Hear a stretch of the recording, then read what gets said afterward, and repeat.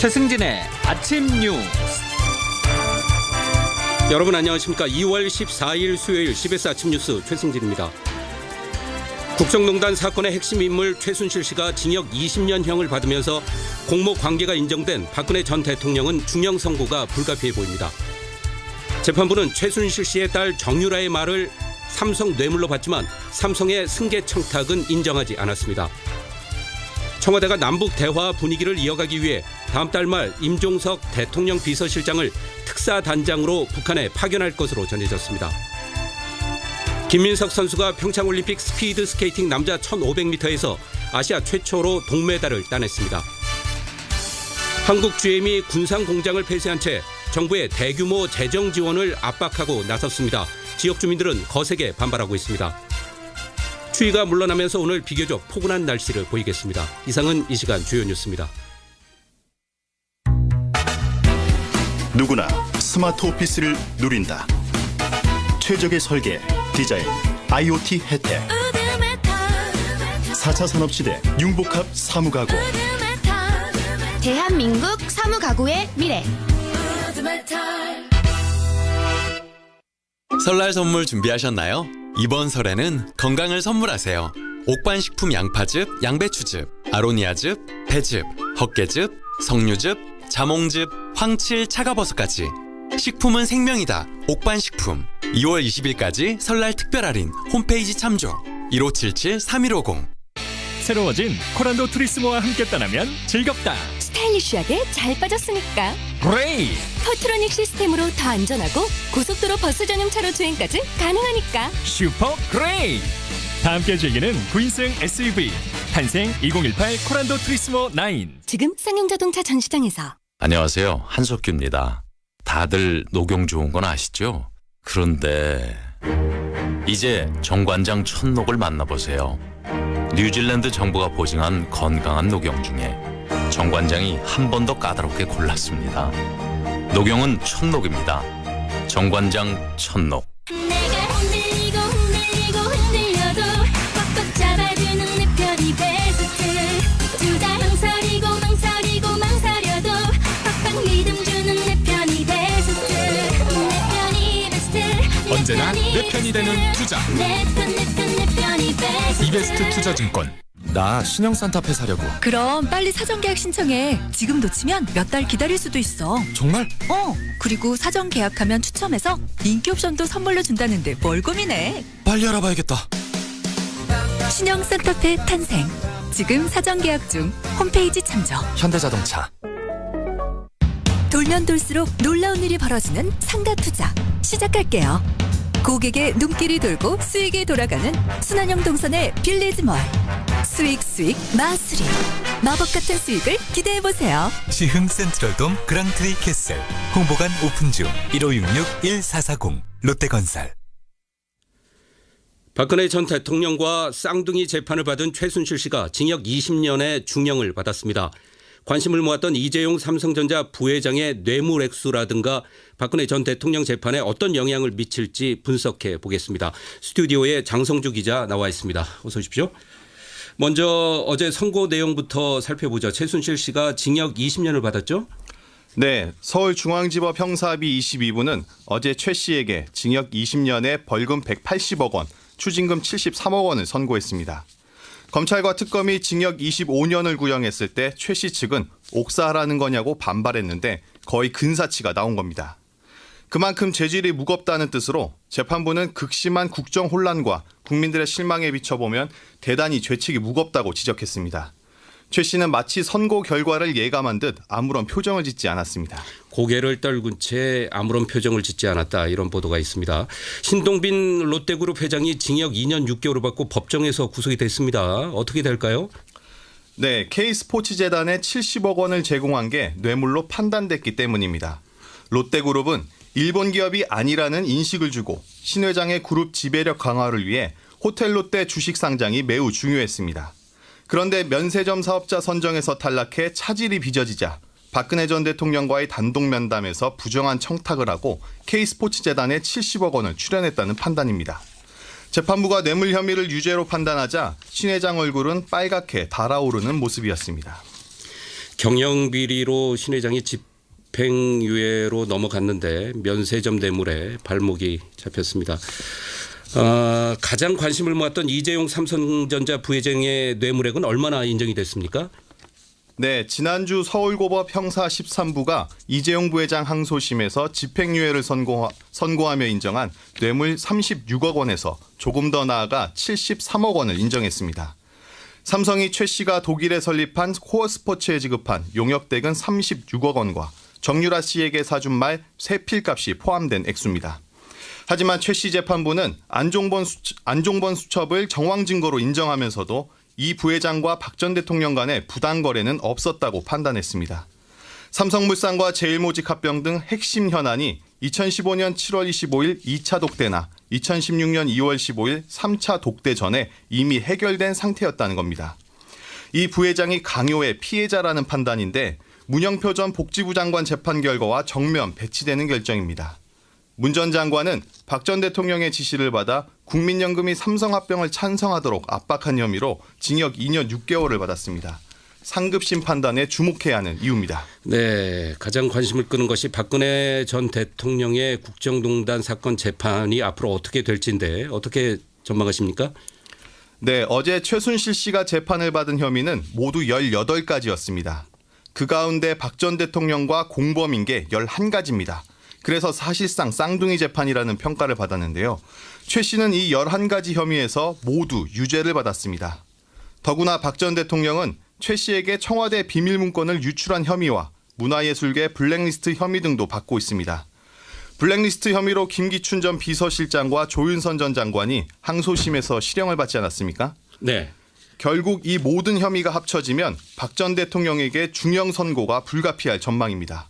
박 전 대통령 1심 선고는 이르면 다음 달 이뤄질 것으로 보입니다. 공모 관계가 인정된 박근혜 전 대통령 중형 선고가 불가피하다는 얘기였습니다. 장성주 기자와 함께 어제 최순실 씨에 대한 선고 내용 살펴봤습니다. 수고하셨습니다. 이어서 관계 개선에 속도를 내고 있는 남북대화 관련 소식 알아보겠습니다. 청와대는 남북대화 분위기를 이어나가기 위해서 다음 달 말 임종석 대통령 비서실장을 특사단장으로 파견할 것으로 전해졌습니다. 박지환 기자가 보도합니다. 청와대는 남북 정상회담 성사를 위해 평창 패럴림픽이 끝나고 한미연합훈련이 시작되기 직전인 3월 말에 대북 특사 파견을 검토하고 있습니다. 특사로는 문재인 대통령의 복심을 가장 잘 전달할 수 있는 임종석 비서실장이 유력한 것으로 전해졌습니다. 정부 관계자는 CBS와의 전화통화에서 임종석 비서실장은 과거 행정관료용 실장이 아니라 정무적 역할까지 수행하고 있다며 대통령의 의사를 가장 잘 전달할 수 있는 인물이라고 말했습니다. 이 관계자는 특사 한 명이 파견되는 게 아니라 특사단을 꾸리고 단장에 임 실장, 단원에 서훈 국정원장이 포함될 것으로 보인다고 설명했습니다. 지난 2000년 6월 1차 남북정상회담 때는 김대중 대통령의 복심으로 통했던 박지원 의원이 중국 베이징에서 북한 측 인사들을 만나 정상회담을 논의했습니다. 2007년 2차 정상회담 때는 김만복 국정원장이 마쿠에서 활약했습니다. 하지만 이번에는 김정은 위원장이 남북 정상회담을 공개적으로 제안한 만큼 과거와 같은 물밑 작업 과정을 건너뛴 채 대통령 비서실장이 특사로 파견될 수 있는 여건이 조성된 셈입니다. 이와 함께 과거 1, 2차 남북 정상회담 과정에 깊숙이 개입했고 김정일 위원장을 직접 만난 임동원 전 통일부 장관도 특사단에 포함될 수 있다는 관측도 나옵니다. 특히 문 대통령이 마이크 펜스 부통령과 만난 이후 미국도 북한과의 대화 의사를 밝혔다고 언급한 것처럼 대북 특사 파견을 위한 여건도 무르익고 있습니다. 청와대에서 CBS 뉴스 박지환입니다. 평창 동계올림픽 개막식 이후 미국과 북한이 대화 가능성을 둘러싸고 서로의 의사를 탐색하는 모양새입니다. 우리 정부는 이 가운데서 촉진제 역할을 고심하고 있습니다. 박초롱 기자의 보도입니다. 평창 동계올림픽 개막식에 참석한 펜스 미국 부통령은 방한 기간 동안 강력하게 북한 정권의 부당함을 비판했습니다. 하지만 일정을 마치고 돌아가는 비행기 안에서 그는 미국이 북한과 전제 조건 없는 대화를 할 새로운 외교적 기회가 마련될 수 있는 실제적 진전이 있었음을 암시했습니다. 문재인 대통령도 어제 미국도 북한과의 대화 의사를 밝혔다며 희망적 전망을 말했는데 이를 두고 평창올림픽과 남북대화 두 가지 모멘텀을 계기로 미국의 입장이 우리와 가까워지고 있다고 본다고 청와대 관계자는 설명했습니다. 특히 북한도 대미 강경태세를 유지하면서도 추가 도발 자제 의사를 내비치며 탐색에 나선 모습입니다. 제1조선인 총연합회 기관지인 조선신보는 북남대화 흐름 속에 북한이 핵시험을 단행하지 않을 것이라고 보도했는데 이를 두고 북한이 자신을 직접적으로 대변하지 않는 이 같은 매체를 통해 핵미사일 시험 중단을 암시하며 미국을 떠보려는 것 아니냐는 분석이 나옵니다. 북미가 이처럼 탐색에 나선 가운데 우리 정부는 촉진제로서의 역할을 고심하고 있습니다. 남북 관계의 연속성을 유지하면서 북미 대화로 연결되게 하겠다는 큰 구상 속에 구체적 방안을 그리는 겁니다. 한미 연합군사훈련 축소 시행이나 대북 특사 파견을 통한 설득 등 다양한 방안이 나오고 있습니다. 고유환 동국대 북한학과 교수입니다. 지금 대화 국면으로 진전되는 여부에 따라서 조정될 수밖에 없을 거예요. 예정대로 강행할 때 판이 깨질 가능성이 있기 때문에. CBS 뉴스 박초롱입니다. 미국 국가정보국은 북한이 올해 더 많은 미사일 발사 시험을 강행할 것이라는 예측과 함께 미국이 어떻게 대응할지에 대한 결정의 시간이 그 어느 때보다 가까워지고 있다고 말했습니다. 댄 코츠 미국 국가정보국 국장은 상원정보위원회 연례 청문회에 참석해 이 같은 입장을 밝혔습니다.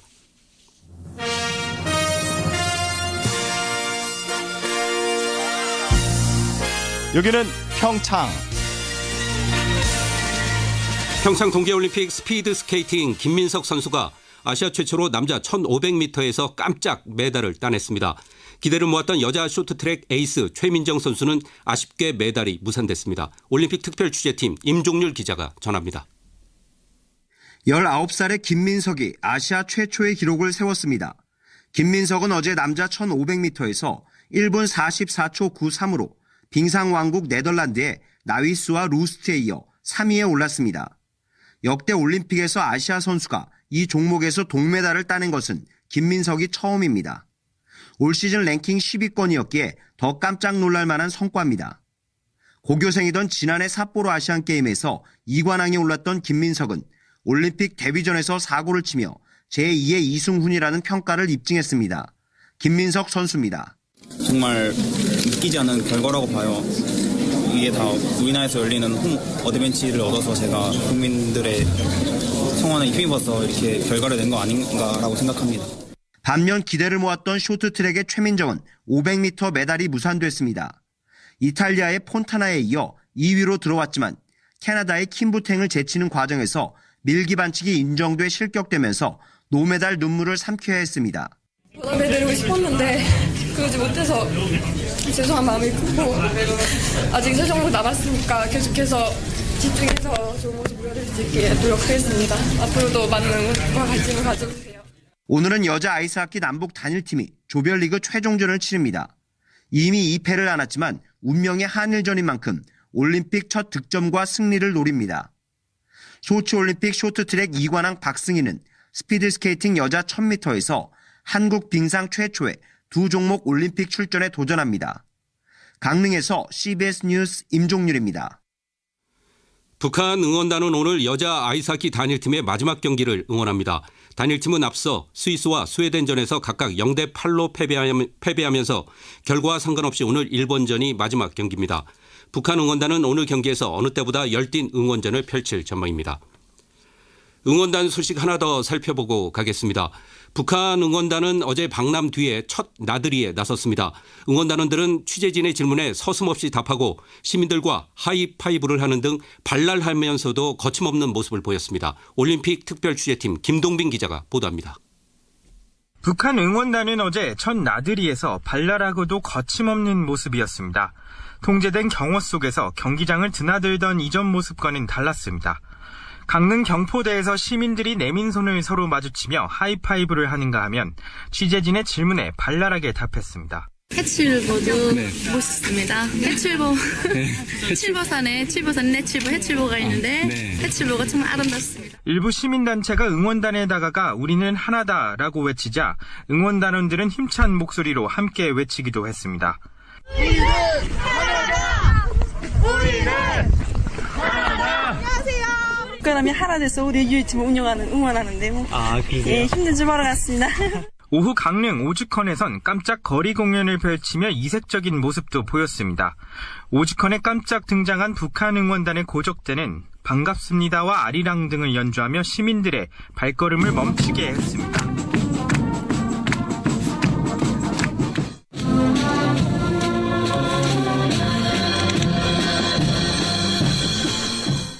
색다른 하루를 보낸 북한 응원단은 오늘 여자 아이스하키팀 한일전을 응원합니다.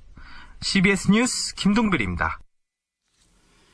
생산성 저하로 위기에 처한 한국 GM이 군산공장 폐쇄 결정에 이어서 나머지 공장들의 폐쇄 여부도 곧 결정하겠다고 밝혔습니다. 어느 정도 예견된 일이었지만 막상 GM이 군산공장 폐쇄 결정을 내리자 군산 지역민들이 반발하는 등 후폭풍이 커지고 있습니다. 취재기자 나와 있습니다. 이동직 기자. 네.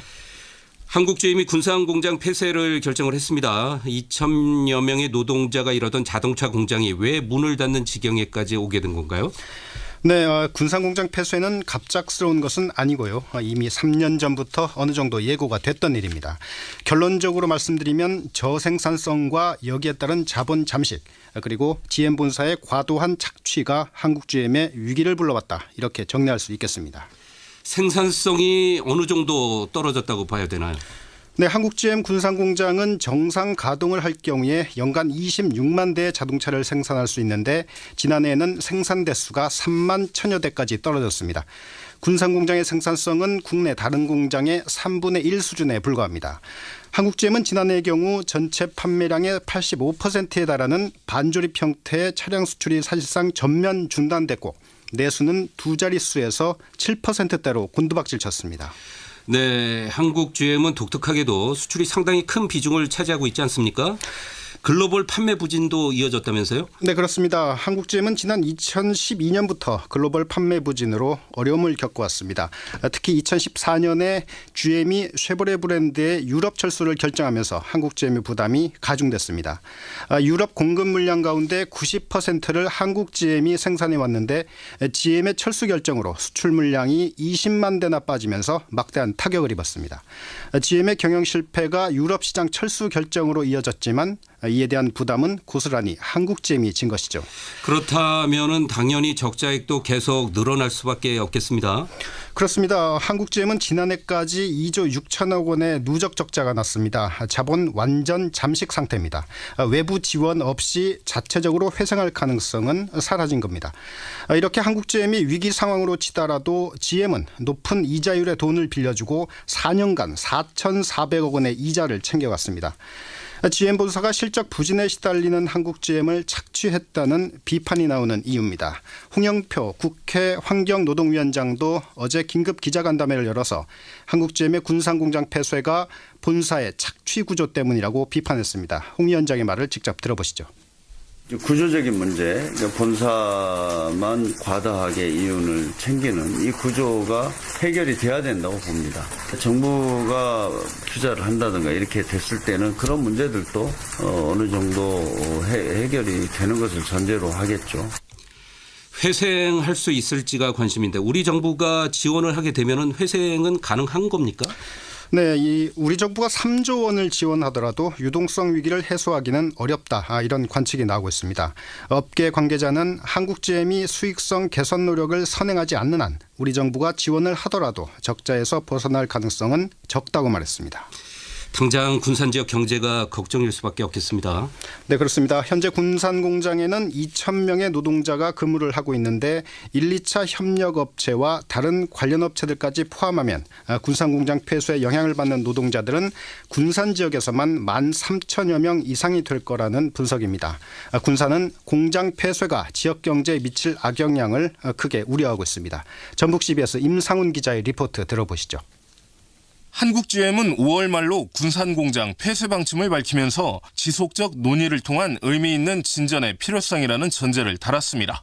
이 전제가 정부 지원 압박이라는 분석이 나오는 가운데 현대중공업 군산조선소 가동 중단에 이어 또다시 초대형 악재를 접한 군산 시민들은 예상과는 다른 반응을 보이고 있습니다.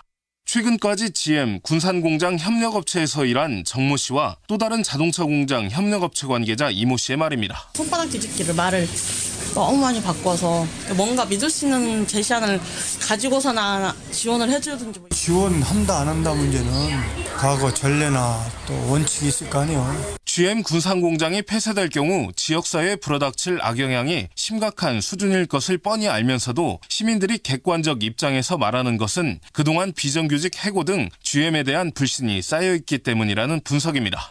김재홍 한국 GM 노조 군산지회 지부장 역시 비슷한 반응을 보이고 있습니다. 정부 차원에서도 마냥 돈 빌려주고 할 게 아니라 군산에서 생산하기로 했던 부분들을 니네 약속 지키면서 그 부분도 이행하라 해야 된다는 거죠. 지금 20만 대 플러스 생산 그걸 얘기를 하고 있거든요. 단위 교섭에서. 군산시와 의회도 설명절을 앞둔 GM의 갑작스런 발표는 30만 군산 시민에게 절망감을 안겨준 것이라고 비판하고 있고, 송하진 전북도지사도 호주 정부의 거액 지원에도 불구하고 GM이 지난해 철수한 전례를 언급하며 신중한 접근 필요성을 강조했습니다.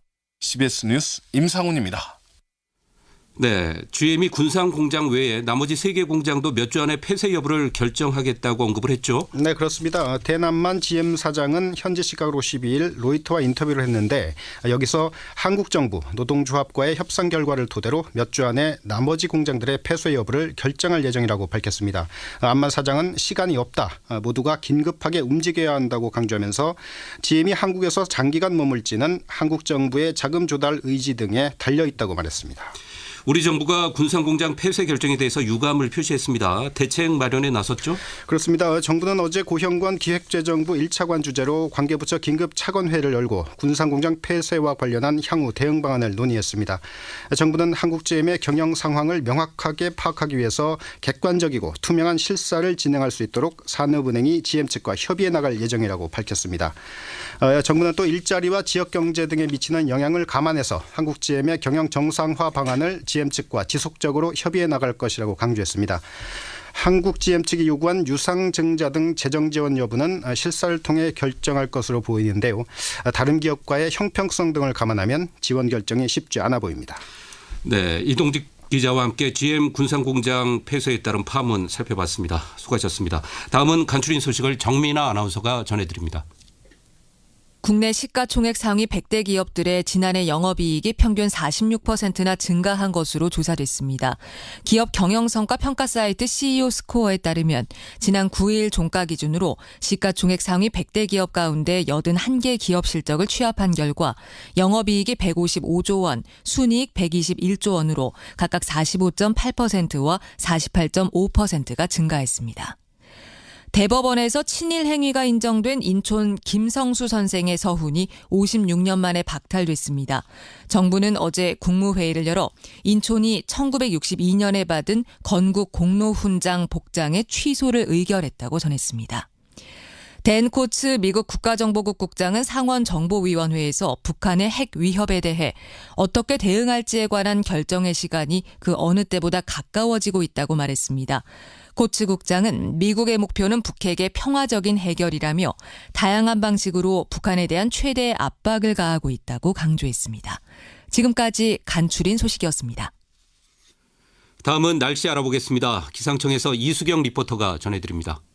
네, 추위가 많이 풀리면서 오늘 아침 영상의 기온을 보이는 곳이 많습니다. 서울 기온이 1도, 부산은 4도 정도로 쌀쌀한 정도의 날씨인데요. 한낮에는 어제보다 높은 기온이 예상되면서 평년 이맘때보다도 따뜻한 날씨가 예상됩니다. 서울의 낮 기온이 9도, 대전과 청주 11도, 강릉 12도, 부산 14도, 대구의 경우는 15도까지 오를 것으로 보이는데요. 다만 오늘 곳곳으로 눈이나 비 소식이 있습니다.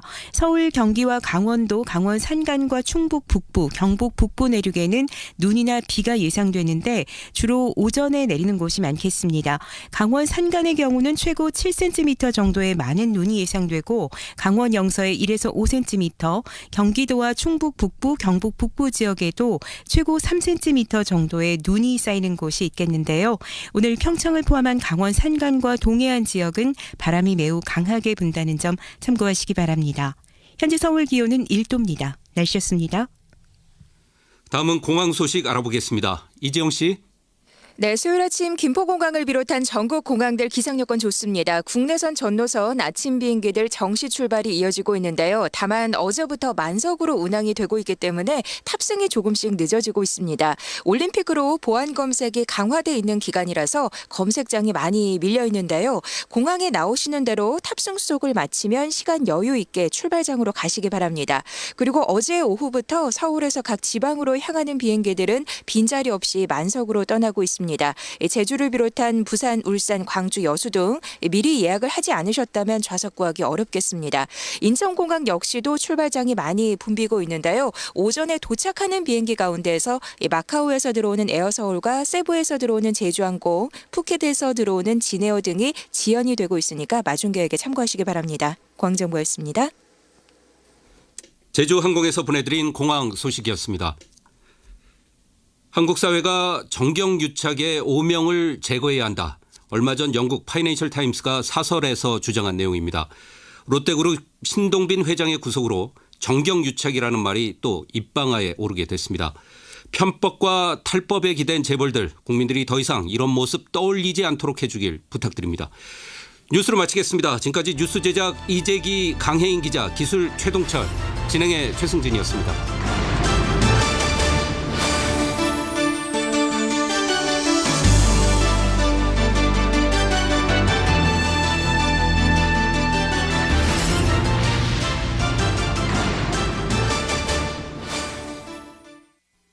CBS. 다음과 관련 있는 음식을 말하시오. 닭고기, 인삼, 찹쌀, 대추. 정답, 삼계탕. 아, 조금 더 들어보세요. 갓 잡은 닭고기, 국내산 부재료, 5시간 이상 우려낸 진한 육수. 정답! 하림 즉석 삼계탕. 대한민국 삼계탕, 하림 삼계탕. 닭고기 하면 하림. 한국교직원 공제회가 100% 출자한 예담 상조를 아십니까? 스승처럼 든든한 믿음의 예로부터 대쪽보다 올곧은 정직의 예에 이르기까지 예담은 상조 문화의 본보기를 만들고 있습니다. 대한민국 상조의 더 바른 예. 안녕하십니까, 유정현입니다. 종로학원은 국내에서 가장 오래된 입시학원입니다. 많은 명문대 합격생들이 종로학원 출신으로 그 명성은 계속되고 있습니다. 상위권 대학에 꼭 합격하고자 하는 학생, 종로학원 재수종합반, 기숙학원, 독학재수관에서 성공의 길로 지도하겠습니다. 검색창에 종로학원. CBS 갈라 콘서트 강서구의 아름다운 당신에게가 3월 18일 19일 롯데 콘서트홀에서 열립니다. 소프라노 김순영, 테너 신동원, 바리톤 송기창, 바이올리니스트 김시우 등이 출연하는 이번 콘서트에서는 차이콥스키, 군호, 기재의 곡들이 연주됩니다. 문의 전화 서울 2650-7481. 안녕하세요. CBS 아나운서 김은영입니다. 내일 이름 학교라고 들어보셨나요? 내일 이름 학교는 만 15세 이상 24세 이하 학교 밖 청소년들의 자립을 위해 무료로 직업훈련을 해주는 취업 진로 프로그램입니다. 바리스타, 미용사, 제빵사, 간호조무사 훈련을 받을 수 있는데요. 모집 기간은 2월 28일까지로 자세한 사항은 1644-8100으로 문의하시거나 한국산업인력공단 홈페이지를 참조하시면 됩니다. 이제부터 미래를 차근차근 준비해보세요. 이 캠페인은 여성가족부와 한국산업인력공단이 함께합니다. 안녕하세요. 아나운서 정다은입니다. 최저임금 인상에 따른 인건비와 사회보험료 부담, 한 번에 해결할 수 있는 방법이 있습니다. 먼저 일자리 안정자금 지원 사업입니다. 30인 미만 사업에 190만 원 미만인 노동자를 1개월 이상 고용한 경우 노동자 1인당 월 최대 13만 원까지 지원합니다. 또 하나, 두루누리 사회보험 지원 사업입니다. 10인 미만 사업에 190만 원 미만인 노동자와 그 사업주에게 고용보험과 국민연금 보험료를 최대 90%까지 지원합니다. 사업주와 노동자의 부담은 낮추고 혜택은 높이세요. 이 캠페인은 고용노동부, 보건복지부, 근로복지공단과 국민연금공단이 함께합니다. 언제나 즐겁고 행복한 설 명절. 우리가 잊지 말고 꼭 챙겨야 할 것이 있는데요. 아무리 강조해도 지나치지 않는 것, 바로 안전입니다. 매년 명절 연휴를 전후로 크고 작은 안전사고가 일어나고 있는데요.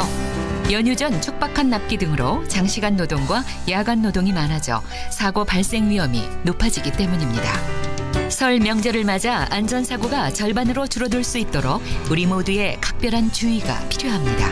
안전 실천의 노력만큼은 쉬어가서는 안 된다는 점 잊지 마세요. 안전한 명절, 안전한 일터. 이 캠페인은 고용노동부와 안전보건공단이 함께합니다. 이 아름다운 당신과의 순간이 우리 곁에 더 오래 머무르기를. 인간의 시간을 연구하는 기업 메디톡스에서 현재 시간을 알려드립니다. 인간의 시간을 연구하는 기업 메디톡스에서 7시 30분을 알려드립니다.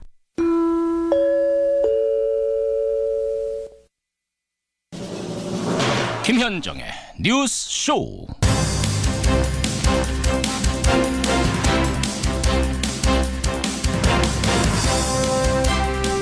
애청자 여러분 안녕하십니까?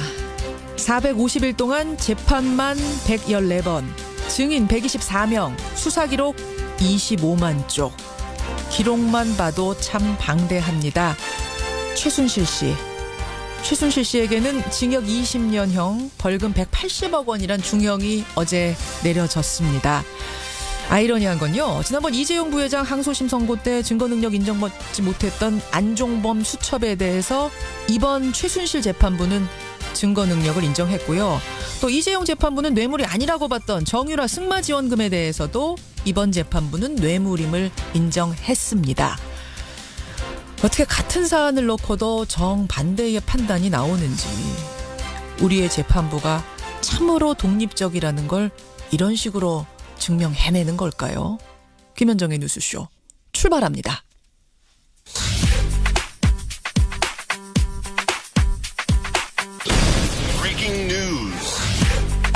김현정의 뉴스쇼가 주목한 오늘의 포인트, 김정훈 기자 나와 있습니다. 어서 오세요, 김 기자. 네. 첫 번째 포인트, 빙판부터 좀 갔으면 좋겠어요. 어제 빙판 위에서 희비가 엇갈렸습니다. 네. 어젯밤 평창 스케이트장에서 눈물과 웃음이 그야말로 엇갈렸는데, 최민정 선수 그리고 김민석 선수의 얘기거든요. 우선 좀 애석했던 최민정 선수부터 얘기하죠. 네, 쇼트트랙 여자 500m 결승이었습니다. 최 선수는 불과 22cm 차이로 두 번째로 결승선을 통과했습니다. 아쉬운 은메달이다. 정말 22cm가 뭐냐 이러고 있었는데. 네, 그렇게 정말 아쉬운 장면이었지만 이렇게라도 확보한 은메달은 여자 500m 경기에서 한국이 처음 따내는 것이라 값지지 않을 수가 없었거든요. 그래서 최민정 선수도 활짝 웃었는데 몇 분 뒤에 실격 판정이 내려진 거죠. 그러니까요. 이 코너를 돌면서 자리 다툼을 벌이는 과정에서 다른 선수 무릎을 쳤다는 것인데요. 이게 고의성이 크게 없어 보이는데도 아예 실격 처리가 돼버렸더라고요. 이게 지금 문제가 뭐냐면은 킹부탱 선수, 결국 이제 동메달을 딴 캐나다 선수인데, 킹부탱도 우리 최민정 선수한테 같은 행동을 했는데 거기는 괜찮고 왜 우리 최민정만 문제냐. 이게 지금 SNS상에서 온라인에서 굉장히 논란입니다. 오늘 2부에서 기영노 씨 스포츠 전문가를 연결해요. 이 부분에 대한 얘기는 좀 자세하게 그때 알아보도록 하죠. 그런가 하면 김민석 선수는 깜짝 메달을 가져왔죠. 이게 김민석 선수가 동메달을 따냈는데요. 그냥 동메달이 아닙니다. 올림픽 빙속 남자 1500m 경기에서 메달을 따낸 것은 아시아 선수 가운데 최초거든요. 이게 본인도 예상을 못했다고 해요. 그래요? 올해 19살이고요. 제2의 이승훈이라는 별명을 얻고 있는데 한국 빙속을 이끌 차세대 주자로 우뚝 서게 됐습니다. 잘했습니다. 평창 소식 전해드렸고, 여자 하키 팀 얘기도 좀 했으면 좋겠는데, 오늘 일본 상대로 마지막 경기 나서죠. 맞습니다. 오늘 일본 상대로 마지막 경기에 나서는데요. 앞서 두 차례 패배를 하긴 했지만 오늘 후회 없는 한판승 한번 기대해 봐야 되겠죠. 사실 예선 탈락은 정해진 거긴 합니다만 오늘 일본전도 열심히 뛰어주기를 응원하겠습니다. 다음 포인트 가죠. 네, 구속 면한 MB의 최측근입니다. 장다사로 전 청와대 총무기획관 얘기죠. 네, 이명박 전 대통령의 측근 중에 측근이고요. 퇴임 이후 현재까지도 이 전 대통령을 보좌하고 있는 인물인데 어제 영장 실질 심사를 받았는데 일단 구속을 면했습니다. 국정원으로부터 받은 특수활동비 10억 원으로 청와대가 벌인 불법 총선 여론조사에 관여한 혐의를 받고 있었거든요. 아직 그 죄책을 다툴 여지가 있다. 이게 법원의 판단인데 어쨌든 검찰 수사가 일부 차질을 빚게 됐습니다. 반면에 이명박 정부 시절 국가정보원이 펼친 전직 대통령 음해 공작, 여기에 협조한 혐의를 받고 있던 이현동 전 국세청장은 어젯밤 구속이 됐네요. 구속이 됐더라고요. 요 다스 얘기는 말이죠. 이명박 전 대통령 관련된 다스 얘기는 잠시 후에 인터뷰로 또 하나 준비되어 있거든요. 이것도 귀 기울이실 만합니다. 들어보시고요. 마지막 포인트 하나만 짧게. 네, GM 공장 폐쇄 반발 속의 전면 투쟁입니다. 미국 GM 본사가 한국 GM 군산 공장 문을 닫기로 어제 결정을 한 겁니다. 네. 그 반발이 지금 본격화되고 있어요. 한국 GM 노동조합이 오늘 군산 공장에서 긴급 확대 간부 합동 회의를 합니다. 이 곧바로 결의 대회도 개최할 예정인데요. 노조는 앞서서 과도한 매출 원가 등에 따른 재무 상태가 이게 바로 밑빠진 독이 된 것이라면서 경영진을 상대로 필사즉생 이런 강도 높은 투쟁을 예고했습니다. 한국 GM의 나머지 공장들도 폐쇄 가능성이 높아지면서 이를 둘러싼 갈등은 한껏 고조될 것 같네요. 어제 뉴스쇼에서도 저 한국 GM의 속사정들을 자세하게 쉽게 짚어드렸는데 네. 저희가 어제 인터뷰를 한 바로 직후에 군산 공장 폐쇄 결정이 난 겁니다. 상황이 좀 일파만파 커지는 것 같아요. 계속 전해드리도록 하죠. 김정은 기자 수고하셨습니다. 네. 국민 여러분, 적폐청산이라는 이름으로 진행되고 있는 검찰 수사에 대하여 노무현 대통령의 죽음에 대한 정치 보복이라고 짜 맞추기식 수사로 괴롭힐 것이 아니라 나에게 물어달라 하는 것이 저의 입장입니다. 예, 이명박 전 대통령의 기자회견 내용 먼저 들으셨습니다. 먼지털이식 수사를 하지 마라. 나는 억울하다. 정치보복의 희생자다. 이런 이야기들을 하고 있는 건데요. 사실 이명박 대통령과 관련해서 꼭 밝혀야 될 부분이 다스의 실소유주는 누구인가. 이 부분이었죠. 자, 지금부터 하는 얘기에 여러분 주목해 주십시오. 여기 한 하도급 업체 관리자가 있습니다. 어느 날 본사에서 이 사람에게 말을 합니다. 제품 수주량이 많이 늘어나게 됐다. 그러니까 당신이 독립을 해서 그 물량을 감당해낼 새로운 공장을 지어 운영해라. 이 사람은 설비를 들여오고 수억 원에 달하는 투자를 하고 까다로운 품질 인증 절차도 밟습니다. 그렇게 공장 설립 준비가 마무리 단계에 이르렀을 때 본사에서 부릅니다. 이 회사는 애초에 당신한테 줄 게 아니었다. 다른 회사를 만들었으니 거기에 사업권을 넘겨라. 버텨봤지만 투자금도 다 돌려받지 못하고 이 사업권을 넘기고 말았답니다. 바로 3년 전 다스의 협력업체 창윤산업이라는 곳에서 벌어진 일이라고 하는데요. 이 사실을 폭로한 창윤산업 한승희 전 대표 연결을 해서 직접 좀 들어보죠. 한 전 대표님 안녕하세요. 네, 안녕하십니까. 그 다스하고 연을 맺으신 게 언제부터입니까? 제가 2000년 7월경에 예. 그 당시는 대부기공이라고 하는데요. 다스 옛날 사명이 대부기공. 예, 네네네. 예. 그 당시 제가 다스 사내 하청 그때 지원으로 그때 처음 취직해가지고 일을 하다가 2012년도에 예. 제 하청 하시던 사장님이 이제 사업을 그만두시고 예. 제가 그 사업을 이제 물려받았습니다. 그러니까 다스라는 회사 출범하기 전에 그 전신이 대부기공인데 거기서부터 네네네. 시작을 하신 거예요. 연이 시작된 네네네. 거예요. 네네. 거기서 그냥 직원으로 일을 하다가 그 회사에서도 사내 하청 업체를 뒀는데 거기에 직원으로 네. 일을 하시다가 그 사내 하청 업체의 대표 관리자가 되신 거예요. 네네. 물려받아가지고 그 다스하고는 직접 거래를 했습니다. 네, 다스의 사내 하청 업체처럼 하청 업체를 운영하고 계셨는데 그런데 무슨 일이 벌어진 겁니까? 2014년도에 다스 측에서 이제 현대차에서 A에서 부품 공장을 따로 지으라고 하는데 이 공장을 밖에 나가가지고 따로 운영을 이제 하라고 이제 저보고 그때 얘기를 했습니다. 현대차에다가 부품을 새로 납품하게 됐는데 그 공장은 좀 따로 지으려고 하니 회사를 하나 만들어가지고 그쪽 일을 좀 맡아가 주시오 이렇게 된 거예요. 네네네. 예. 그 당시 그때 다스 안에서 나오기 쉬웠는데 제 동의도 없이 일반적으로 이제 해고차 좀 저보고 바깥으로 나가라 하더라고요. 회사에서 그럼 당신 나가가지고 회사 나가서 따로 공장 지어라. 그럼 우리가 물량 주겠다라고 하니까 이거는 좋은 제안이었겠네요. 네네네. 그렇군요. 근데 저는 여기서 좀 이해가 안 가는 게 우리 한 선생님한테는 그게 좋은 제안일 수 있겠습니다만 다스 입장에서는 자신들이 공장 새로 지어서 넘치는 물량은 자신들의 공장으로 보내도 될 텐데 한 대표 어떤 직원을 너무 사랑해서일까요? 어떻게 나가서 지으라고 할까? 이게 잘 이해가 안 가네요. 그 당시에요. 다스 원래 대에서 공장 지으려고 이제 한 1, 2년 동안 이제 남자는 공장 부지도 알아보고 했었는데. 예. 2008년도에 이동영 씨라고 이상은 회장 아들님이 MB 조카 이상은 회장 아들. 네, 그분이 이제 다스 입사를 해가지고 공장을 한 게 이제 그러면 따로 그때 이제 운영했습니다. 예.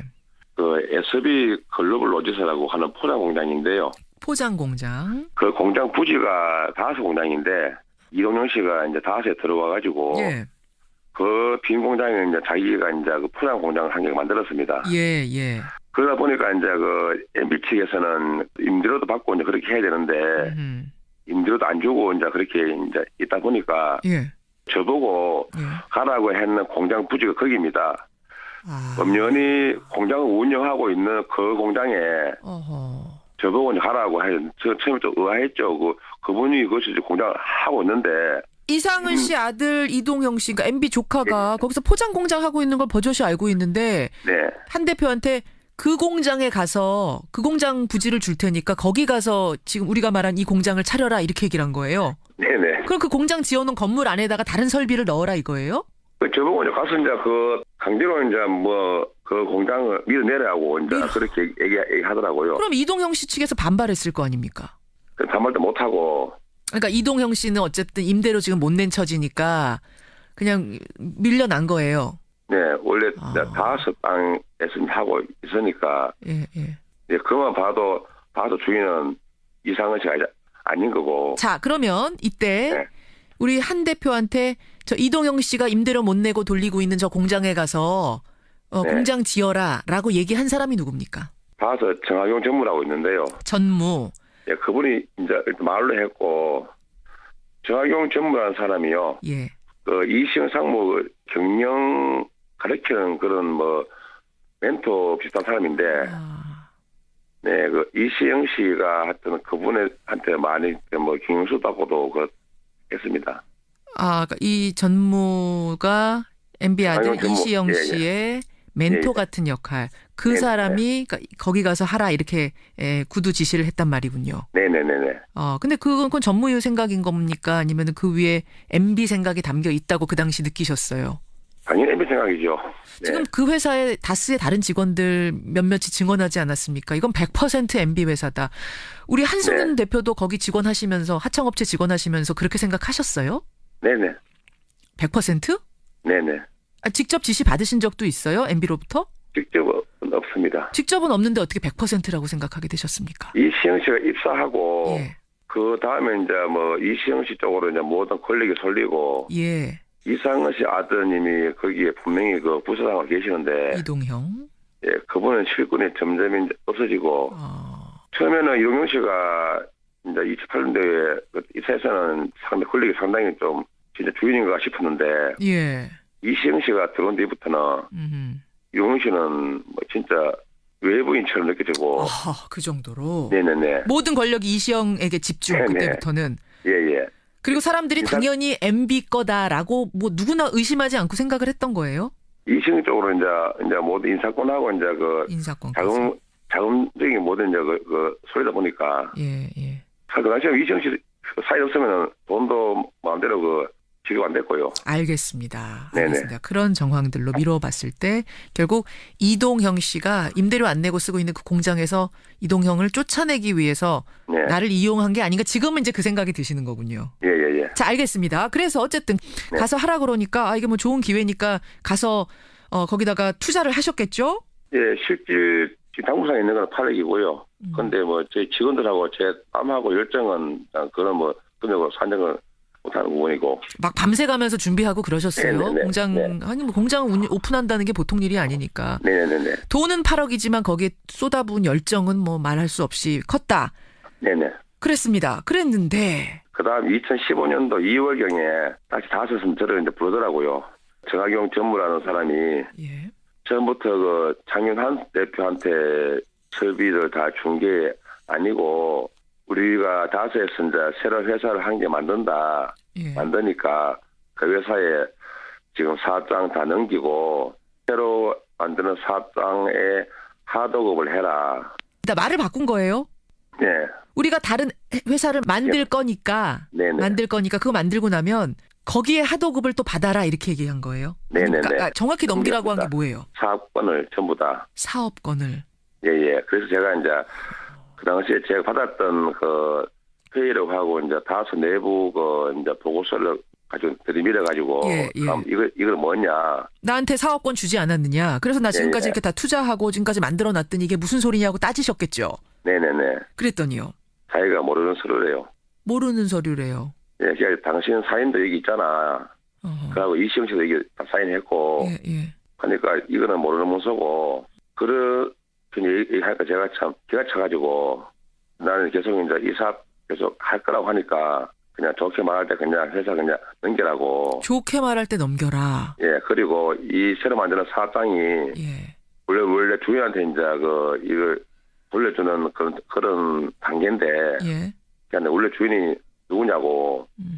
하니까 뭐 그런 거 알 필요 없고 자기도 위에서 지시받고 이제 이 일을 진행하니까 자기도 힘든다고 하더라고요. 정재무가. 자, 새로운 사업장을 이제 또 만들 거니까 그쪽에다가 당신 사업권 넘겨라. 그 새로운 사업장 나중에 보니까 어떤 거였습니까? 2015년 4월 달에 그때 김진 씨가 SM이라고 하는 법인 등기등본을 저한테 주더라고요. 김진 씨라면은 MB의 매제죠? 네네네. 예. 그래서 이제 SM이라는 걸 제가 그때 처음 알았고. 회사 이름이 그 새로 만든 회사 이름이 넘기라고 한 그곳이 SM이에요, 이름이. 네네네. SM 사업자는 그럼 누구로 되어 있던 거예요? 산에 사는 이시영 씨고요. 이시영. 산에서 이시영 씨고 그 대표사가 김진 씨. 그러니까 그야말로 나는 뭔가라는 생각이 드셨겠어요. 네. 어떤 이유가 있었다고, 어떤 의도가 있었다고 생각하세요? 그 당시에 이제 그 다섯 분위기가 어쨌든 이시영 씨가 다섯을 장악을 해야 되는데. 뭐 아무리 해도 이제 다섯 이제 지분을 이시영 씨가 이제 확보를 할 수가 없으니까 우회적으로 해가지고 타업체에서 이제 다섯을 이제 인수하거나 그런 쪽으로 한다고 그런 얘기가 그때 많이 나왔습니다. 그러니까 SM이라는 회사를 만들어서 이걸 점점점 불려서 이쪽으로 일을 넘겨주는 방식으로 승계를 하려고 하는 어떤 작업이 펼쳐지는 게 아닌가 이 얘기를 나중에 들으신 거군요. 뭐 이런저런 얘기도 많이 그때 들었고요. 그래서 이제 SM을 제가 그때 보고는 이신이가 이제 다섯을 소유하려고 하는구나 그걸 제가 알았습니다. 자, 그러면 SM에다가 사업권 넘기셨어요? 아니면 못 넘긴다고 끝까지 버티셨어요? 버텼습니다. 버티셨어요. 사업장 양도양수 계약서라고 있는데요. 계약서가 진짜 있었겠죠. 도장 다 찍고 사인했을 거 아닙니까? 저는 사인 안 했습니다. 거기가 사인 안 하고 버티셨어요. 네네. 버티다가 어쩔 수 없이 이제 직원들이 이제 세무 이제 넘어갔고요. 그러니까 직원 빼가기를 한 거군요. 네. 어제까지만 해도 저한테 지시받고 일하던 직원들이 오늘 되니까 뭐 저는 어리돼 있고 버틸 적은 없습니다. 그렇게 된 상황에서는 뭐 사업장을 양도할 수밖에 없었는데 어쨌든 계약서는 저는 그때 이제 아예 도장을 안 찍었습니다. 어쨌든 저는 그 직원들 뭐 생계도 저도 책임져야 되고 하다 보니까 그냥 하도급으로 이렇게 이제 운영을 하게 됐습니다. 그러니까 애초 약속과는 다르게 SM이라는 회사의 운영권이 넘어갔고 우리 창윤산업은 그냥 거기 SM의 하도급 업체로 또 전락해버린 거군요. 네네. 그러고 나서는 제품 단가 후려치기가 또 시작됐다면서요. 그 이제 하도급 계약을 쓰고요. 처음에 이제 1,000원으로 이제 계약을 했는데. 보통 한 1년 단위로 이제 계약이 이제 단가 바뀌거든요. 그렇겠죠. 재계약을. 그런데 이제 하도급라는 게 그냥 쉽게 말하면 임금인데 임금비. 7개월 만에 그게 처음에 1,000원이 유도했습니다. 600원으로. 1,000원 쳐주던 것이 600원이 됐어요. 7개월 만에. 네. 본전도 안 돼 적자예요. 적자죠. 그럼 하면 할수록 물량 공급을 하면 할수록 손해 보는 구조? 손해죠, 그 후려치기 이제 하니까. 직원들 임금비도 못 주고 이제 그런 상황이 됐거든요. 하니까 이제 경영 능력이 없다고 계약 해지를 당했습니다. 당신은 경영 능력이 없다라고 하면서 우린 이 회사와 계약을 끊겠다. 아예 그나마도 끊겨버린 거군요. 자, 그러면은 지금 이제 이야기를 들어보니까 되게 억울한 일이 많으신데 이거 왜 좀 소송이라도 해보지 그러셨어요? 왜 그냥 다 당하셨어요?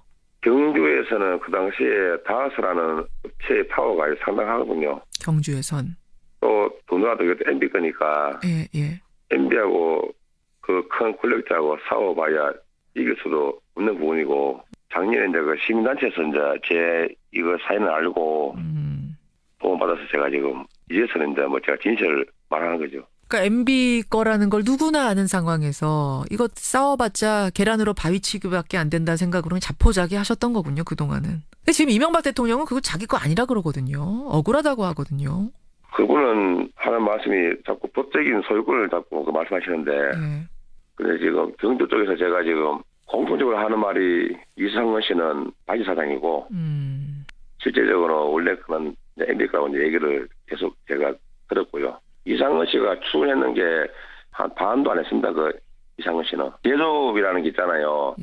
오너면은 출근을 매일 하거든요. 매일 해가지고 현장도 이제 가서 관리하고 이제 하는 게 이 제조업인데. 제조업이란 거는 진짜 오너면은 네네네. 그렇게 자리를 많이 비울 수가 없다. 네네네. 지금 MB는 자기 거 아니란 얘기 들으면서는 어떤 생각이 드세요? 황당합니다. 황당하다. 누구나 다 그쪽 사람들은 알고 있는 얘기를 본인만 귀 막고 있는 거 아닌가. 황당하다 이런 생각이 든다는 말씀. 네네. 이용당했던 상황을 들으니까 저도 마음이 아픈데 아마 이제 뭐 검찰 수사가 시작이 됐으니까 명명백백하게 밝혀질 거를 기대하고요. 네. 이 사건, 창윤산업과 관련된 부분도 진실이 잘 드러나기를, 처벌받을 사람이 있다면 처벌받고 이렇게 되기를, 순리대로 되기를 저도 바라겠습니다. 오늘 고맙습니다. 네, 감사합니다. 예. 예.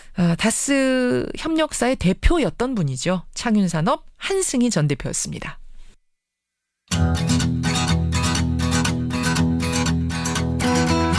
김현정의 뉴스쇼는 청취자 여러분의 참여로 이루어집니다. 트위터, 페이스북, 레인보우 게시판, 그리고 단문 50원, 장문 100원의 유료 문자 샵 1212, 우물정 1212 통해 참여하실 수 있습니다. 김현정의 뉴스쇼, 여러분과 함께 만듭니다.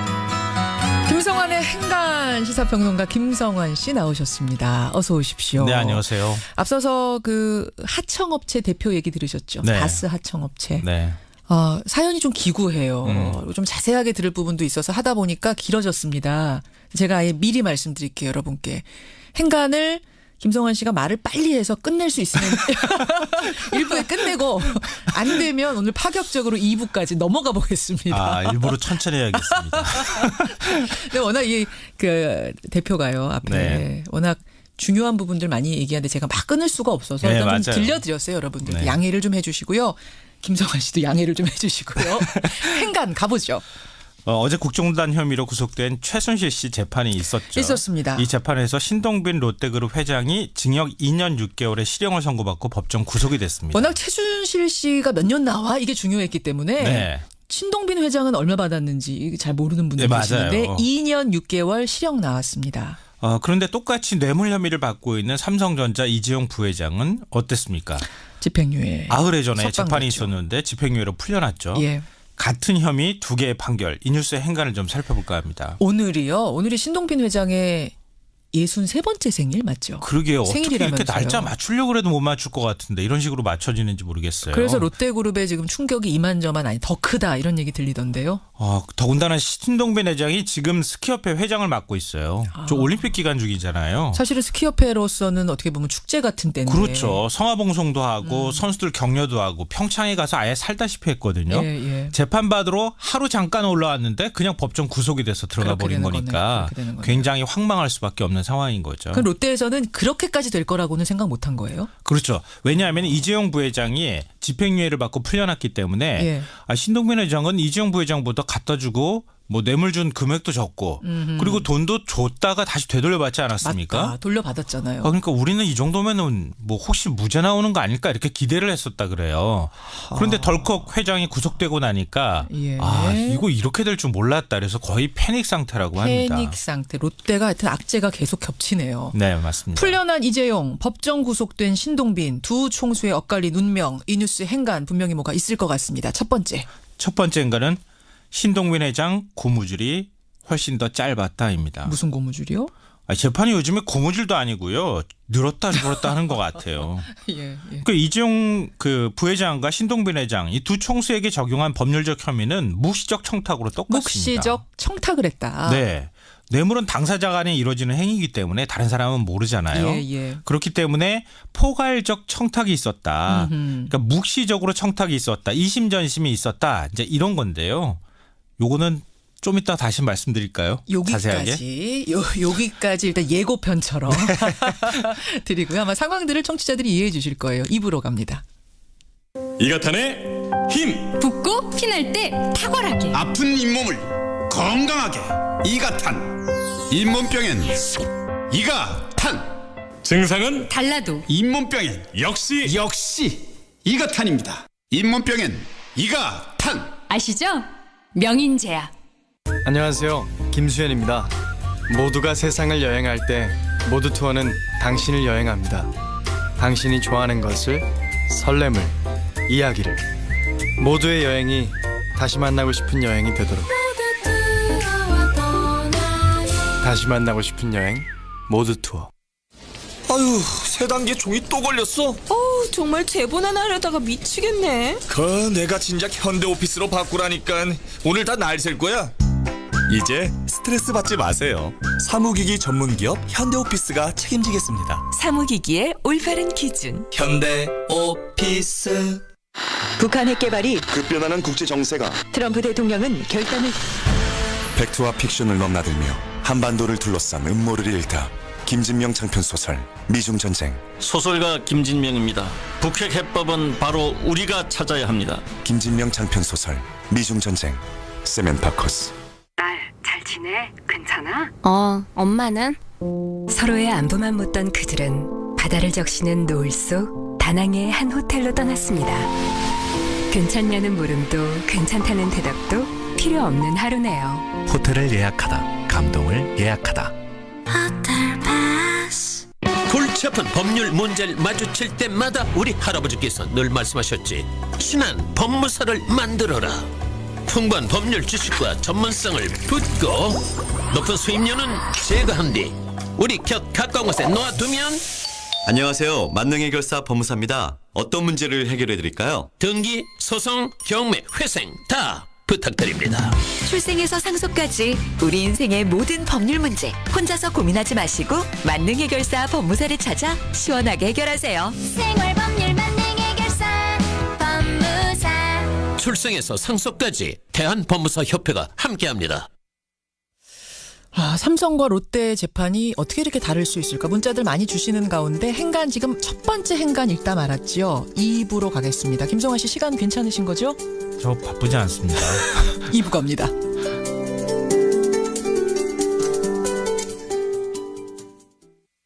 CBS. 디자이너 카림 라시드입니다. 나라마다 도시의 대표작이 있습니다. 도쿄의 로펀기 힐스, 뉴욕의 타임스퀘어처럼 한국에도 이제 카림 에비뉴가 있습니다. 새로운 스타일의 신개념 브랜드 상가 카림 에비뉴. 지금 동탄, 김포, 세종에서 만나보세요. 반도건설. 아무리 바빠도 잊지 않는다. 딸 생일, 결혼 기념일, 그리고 보수총액 신고일. 맞아요. 작년엔 늦어서 과태료도 냈었잖아요. 이번엔 3월 15일 마감. 그 전에 미리 하자고. 고용산재보험 토탈 서비스를 통해 3월 9일까지 신고하면 추첨을 통해 경품도 주고 할인 혜택도 있어요. 어이 김 사장, 자네도 늦지 마시게. 3월 15일까지야. 올해 고용산재보험료 책정을 위한 보수총액 신고는 필수. 고용산재보험 토탈 서비스를 이용한 전자신고나 우편신고도 가능. 문의사항은 1588-0075. 이 캠페인은 고용노동부와 근로복지공단이 함께합니다. 안녕하세요. 엄마 검객 남현희입니다. 우리 주변에는 생명에 대한 책임을 지고 꿈을 향해 나아가는 멋진 엄마들이 있습니다. 당당하고 자랑스러운 엄마 미혼 양육모. 그들의 행복한 미래를 응원해주세요. 동방사회복지회와 사랑의 열매가 함께합니다. 아름다운 영웅 김영옥을 알고 계십니까? 독립운동가의 아들로 태어나 2차 대전과 6.25 전쟁에서 모든 전투를 승리로 이끈 전쟁 영웅이었습니다. 대령으로 제대 후 서거 때까지 33년을 사회봉사에 바친 위대한 인도주의자였던 김영옥. 암울한 시대에 태어나 세계를 무대로 기상을 떨친 재미동포 김영옥 대령을 통해 우리는 희망과 용기, 한국인의 정신을 배웁니다. 이 캠페인은 740만 재외동포의 든든한 버팀목 재외동포재단이 함께합니다. 골치 아픈 법률 문제를 마주칠 때마다 우리 할아버지께서 늘 말씀하셨지. 친한 법무사를 만들어라. 풍부한 법률 지식과 전문성을 붙고 높은 수임료는 제거한 뒤 우리 곁 가까운 곳에 놓아두면. 안녕하세요. 만능해결사 법무사입니다. 어떤 문제를 해결해 드릴까요? 등기, 소송, 경매, 회생 다 부탁드립니다. 출생에서 상속까지 우리 인생의 모든 법률 문제 혼자서 고민하지 마시고 만능 해결사 법무사를 찾아 시원하게 해결하세요. 생활법률 만능 해결사 법무사. 출생에서 상속까지 대한법무사협회가 함께합니다. 지금 내가 귀를 기울이고 있는 건 너의 이야기와 레인보우에서 흐르는 음악, 또 하나는 바로 레인보우 광고. 높은 청취율의 CBS 인터넷 라디오 레인보우, 레인보우의 광고를 전해보세요. 검색창에 레인보우 광고. 이야기와 음악이 있는 방송, 청취율이 높은 CBS 인터넷 라디오 레인보우에서 8시를 알려드립니다.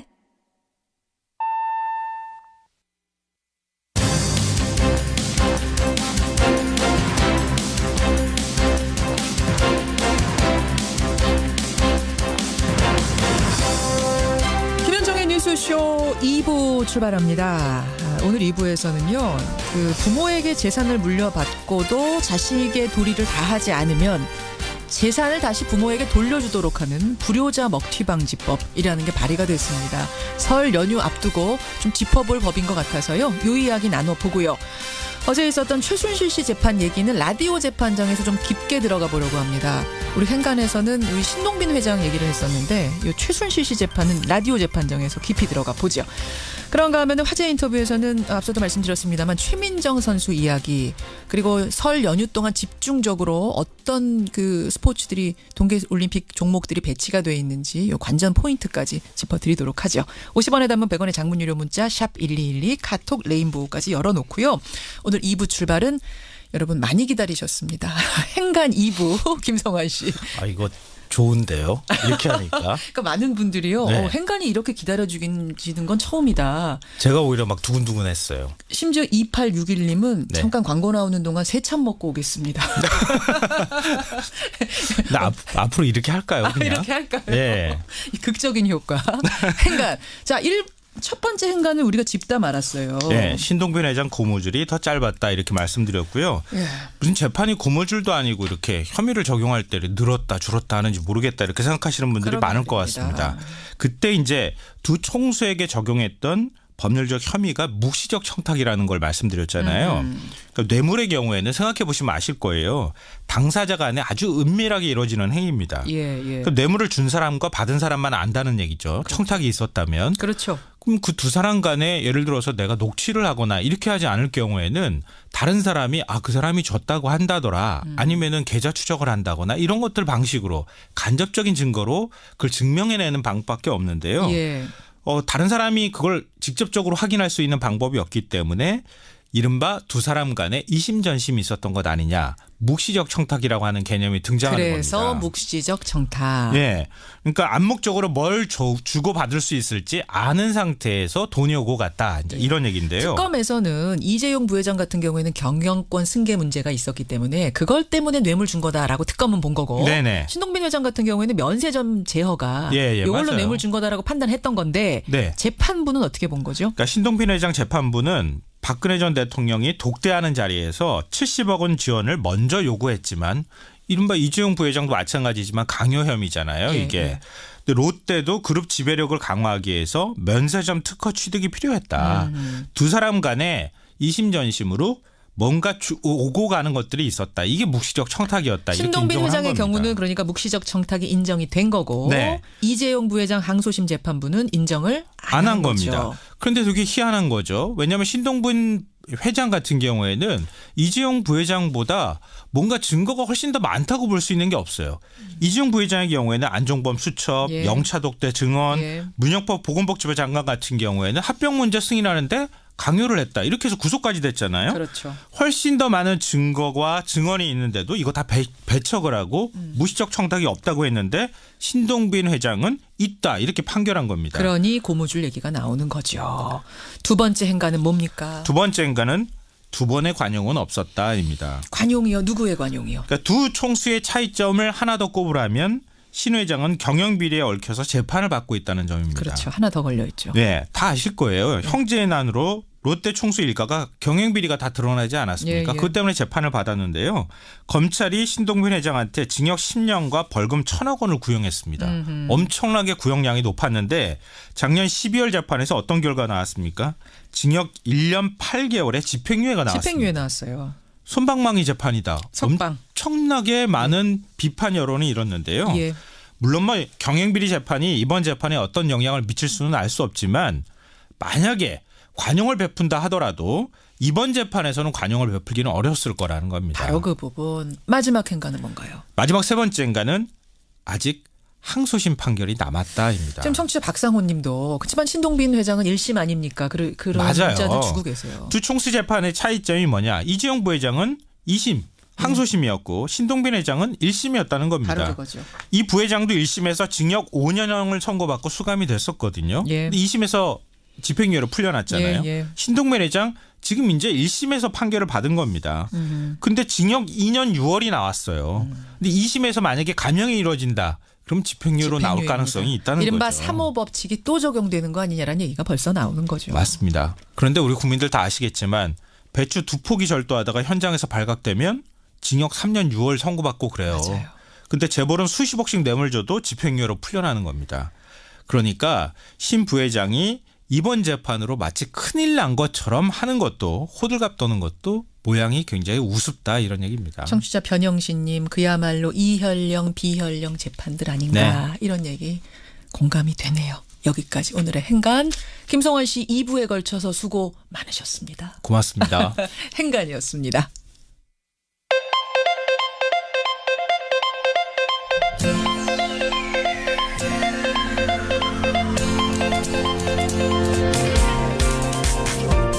여러분은 지금 CBS 라디오 김현정의 뉴스쇼를 함께하고 계십니다.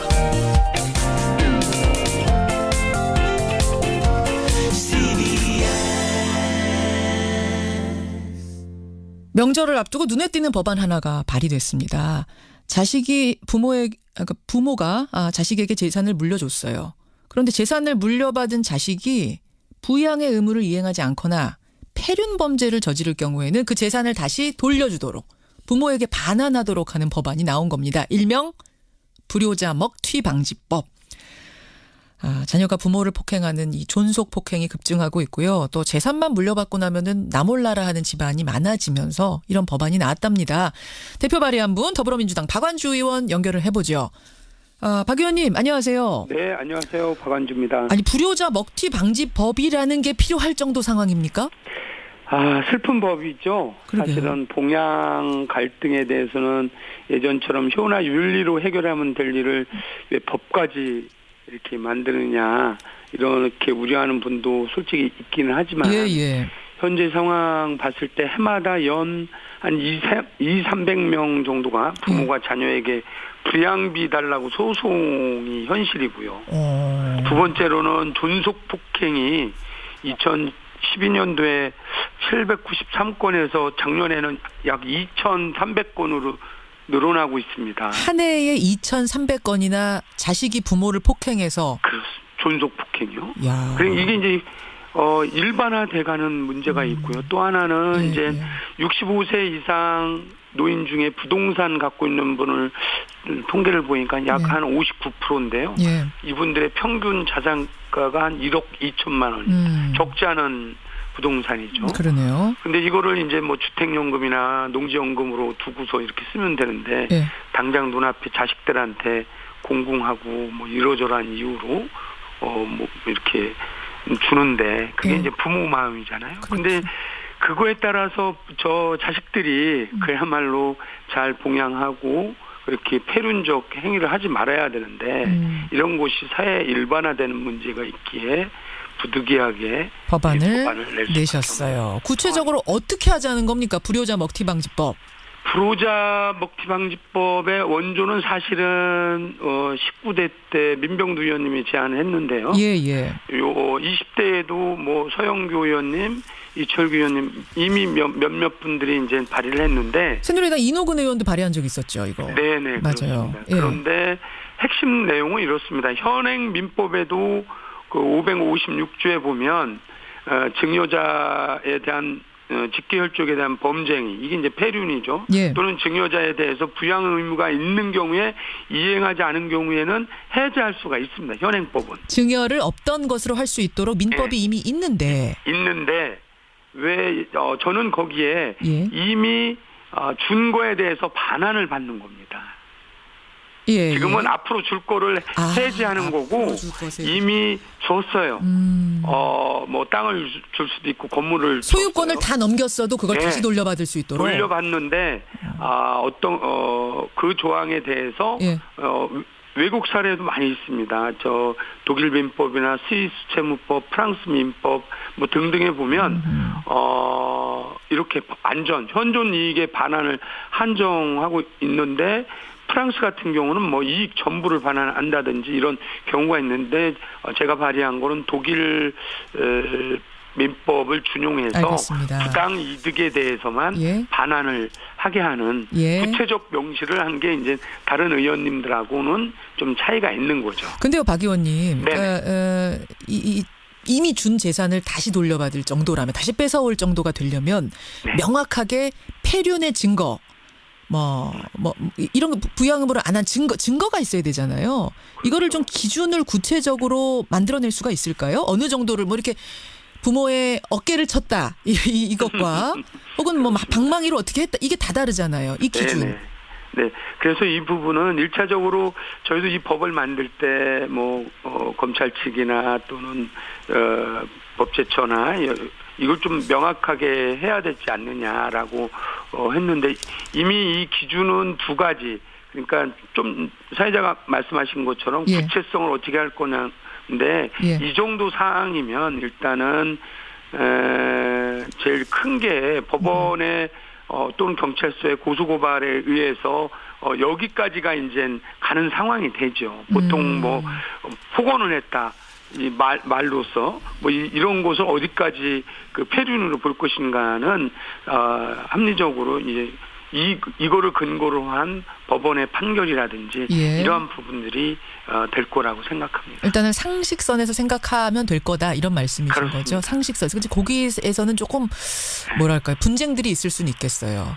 언어폭력이면 어떻게 볼 것인가, 상해라면은 상해 정도는 어떻게 볼 것인가. 이거는 좀 조정하는 작업은 있어야겠네요. 네네. 아직 거기까지는 구체적으로 내신 건 아니고요. 그거는 이제 법원 판결인 거죠. 상식선에 맞는 판결을 이 정도 되면. 어쨌든 고소고발 내지는 뭐 사건 의뢰 이런 부분들이 생기기 때문에 그거는 판결에 맞춘 거지. 그런 부분까지 법에 담기는 뭐 하부령이라든지 뭐 이런 기준이 있겠지만 법에 담기는 조금 알겠습니다. 범위가 넓기 때문에 그렇게. 근데 과거에도 유사한 법들이 나왔는데 왜 안 됐는가 제가 좀 찾아보니까 효를 법으로 강제하는 것 자체가 이게 문제가 있지 않느냐. 요 얘기가 하나 나왔고 또 하나는 법이 악용될 수 있다는 얘기가 나왔더라고요. 부모와 자식 간의 소송이 남발될 수 있다.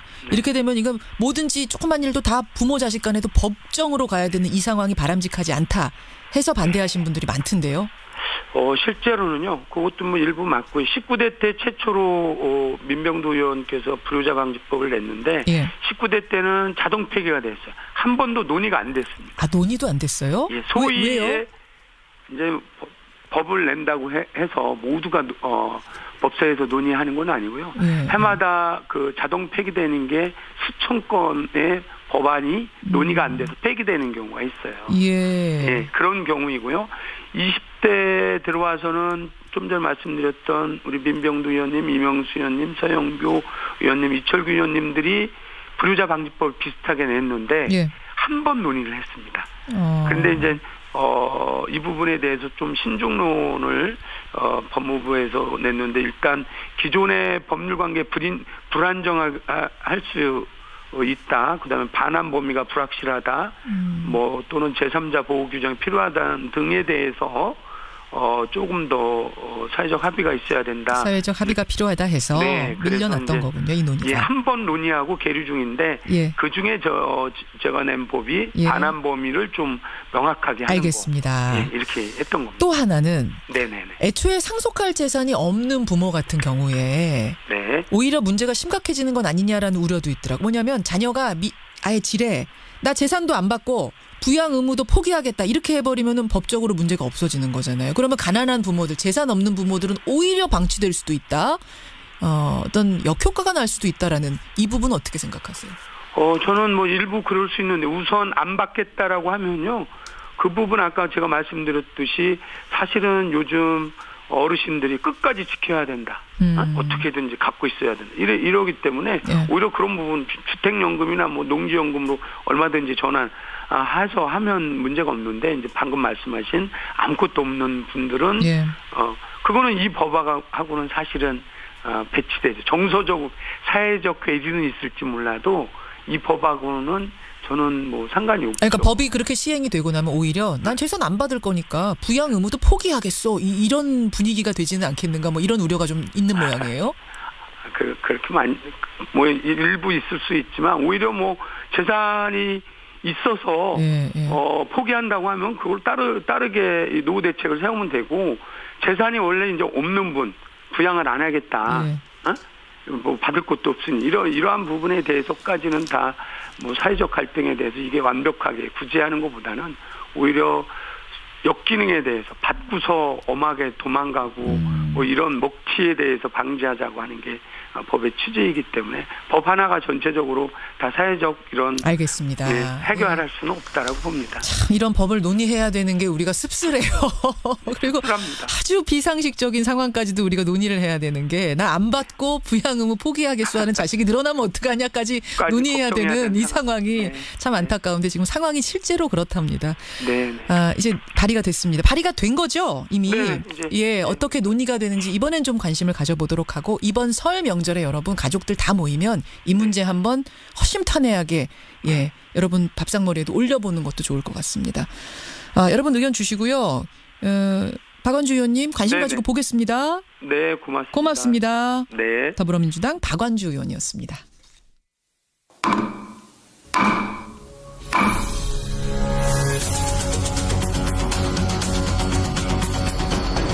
뉴스쇼가 수요일에 마련하는 코너입니다. 라디오 재판정.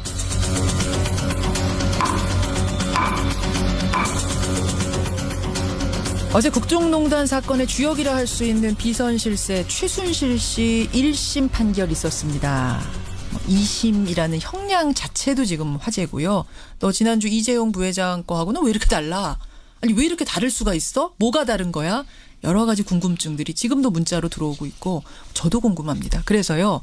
오늘 재판정에서는 좀 스페셜 재판정 또 꾸며봤습니다. 최순실 1심, 이재용 2심 비교 분석. A부터 Z까지 비교 분석. 오늘도 두 분의 변호사 먼저 소개하죠. 노영희 상궁님.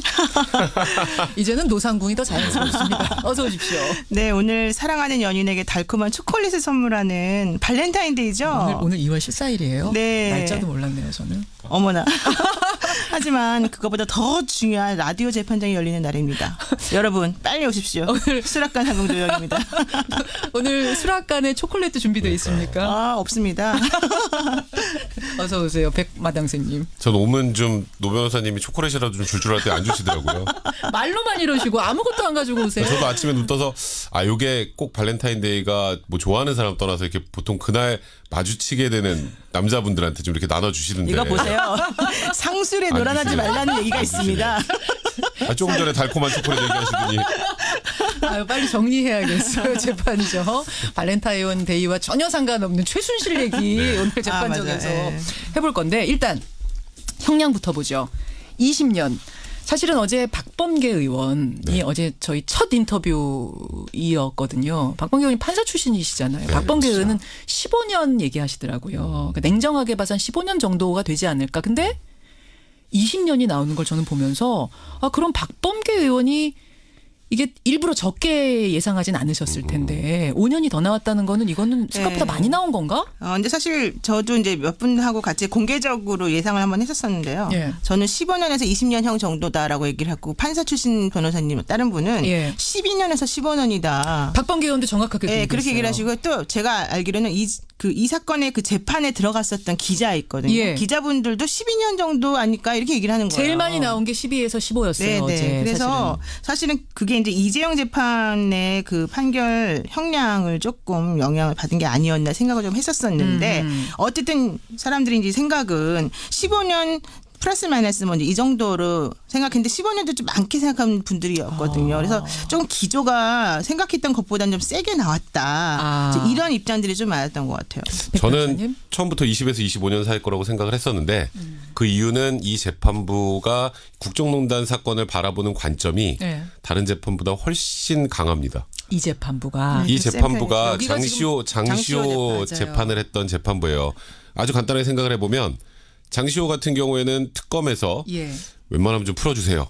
그리고 구형을 했죠. 맞아요. 근데 법정 구속했어요. 아, 그 재판부구나. 네, 김세윤 재판부 맞습니다. 네, 사실 맞습니다. 그 형량도 그래서 뇌물 액수는 많이 줄어들겠지만 그래도 국정농단을 바라보는 관점을 고려할 때는 올려치기 쉽게 말해서 25년보다 더 위로 가진 못하겠지만 그래도 중형이 선고될 것이다라고 예상을 했었는데요. 사실 특검이 25년 구형했잖아요. 네, 네. 이게 왜 어정쩡하게 25년을 구형하나 뭐 30년을 하던 이렇게 하지라고 생각하시는 분들이 있을 텐데 그러니까 특검에서 이건 무기징역 사안은 아니다라고 생각을 한 거고요. 예. 유기징역의 상한이 30년이에요. 근데 지금 최순실이 20년 하니까 20년만 살 것 같죠. 이대 학사비리 있잖아요. 23년. 그게 5년이에요. 그게 5년. 3년인가요? 근데 그때 이제 그 구형 자체 그 계산을 해보면 합쳐서 30년 정도를 구형을 대략 해야 되니까 25년 구형을 했던 거고요. 저는 어제 그 예를 들어서 뭐 뇌물죄 관련해서 이제 벌금이 너무 작다 뭐 이런 분들이 있는데 그거는 인정된 뇌물 액수에 곱하기 2에서 5 사이로 이제 선고할 수밖에 없기 때문에 그건 뇌물죄 액수가 줄어든 것뿐이고요. 저는 징역형 선고 20년은 굉장히 적정했다고 생각을 합니다. 맞습니다. 25까지도 모셨구나. 백 변호사님은. 원래 좀 세세요 이분이. 아, 초콜릿 안 줘서 그래요. 김세윤 재판부 우리가 어느샌가 판사들 이름을 외우는 상황이 됐다는 게 저는 참 그러니까 이번 국정농단이요 여러 가지로 국민들한테 엄청난 교육을 시켰구나 싶어요. 판사 복이 중요하다는 걸 또 한 번 느끼게 됩니다 이번 사건에서. 그렇죠. 법에 대해서도 빠삭해지셨고 우리 국민들이 심지어 김세윤 재판부냐 정의영식 재판부냐 이런 판사 이름까지도 알게 되는 이런 영장 판사가 누구냐도 중요하죠. 그러니까요. 법 전문가들이 지금 다 돼가고 있는데 일단 양형 기준 20년 이렇게 보고 계시고 추징금이 72억, 벌금 180억. 근데 이제 중요한 게 말입니다. 이재용 부회장은 2심에서 집행유예가 나왔는데, 그렇죠. 그러니까 뇌물을 준 사람은 집행유예가 나왔을 정도인데 최순실 씨는 징역 20년. 그렇죠. 어떻게 이렇게 차이가 나느냐 이걸 지금 비교 분석해보고 싶은 겁니다. 아, 그거는 제가 좀 설명을 드려야 될 것 같은 게 이제 뇌물은 아무리 많이 줘도 5년 이하입니다.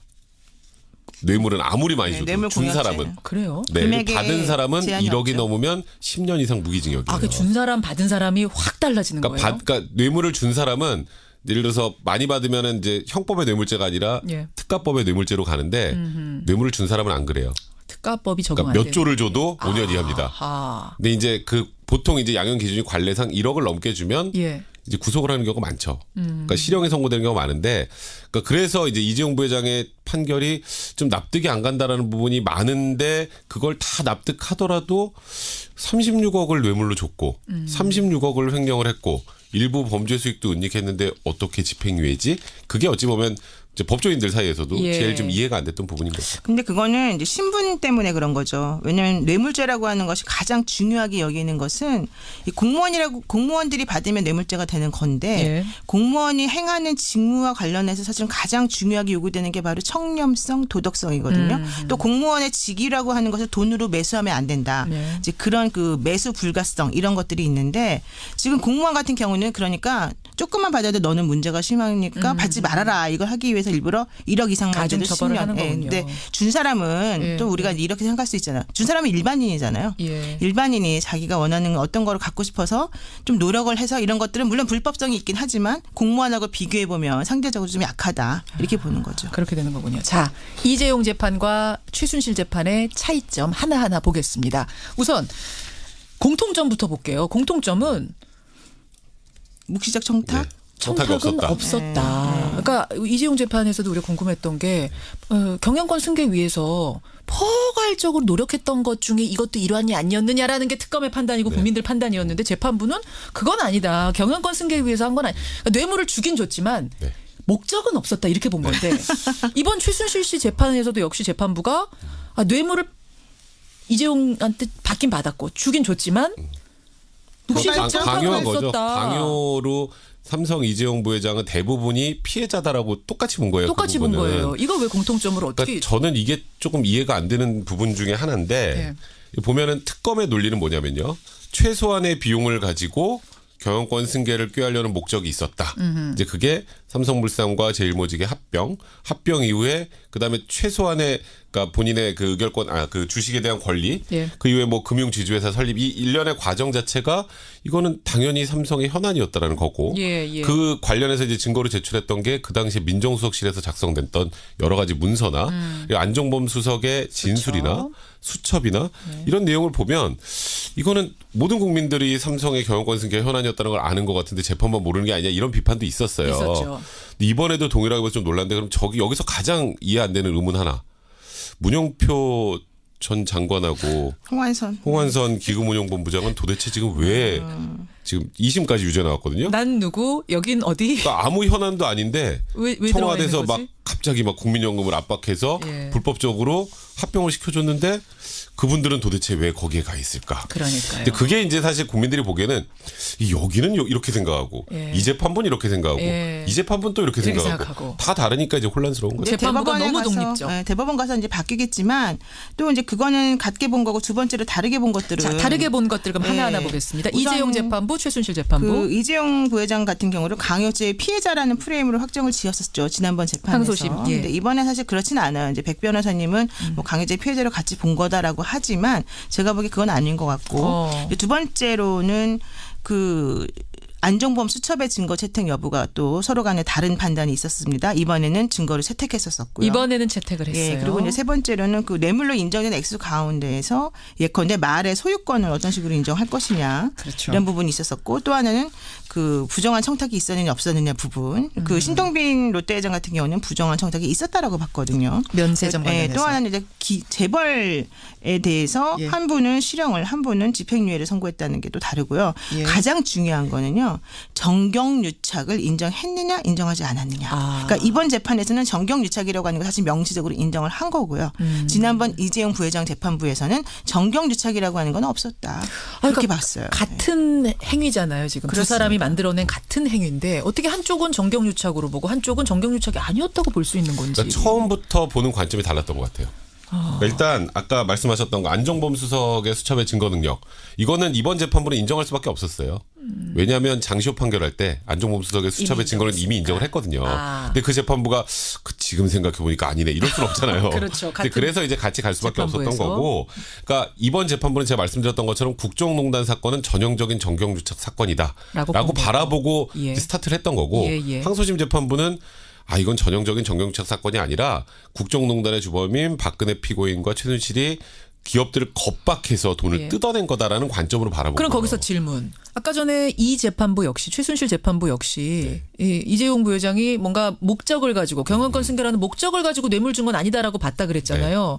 그러면 여기도 정경유착 아니라고 본 거 아니에요? 그런데 지금 신동빈 회장 구속이나 SK 관련 판결을 보면 아니에요.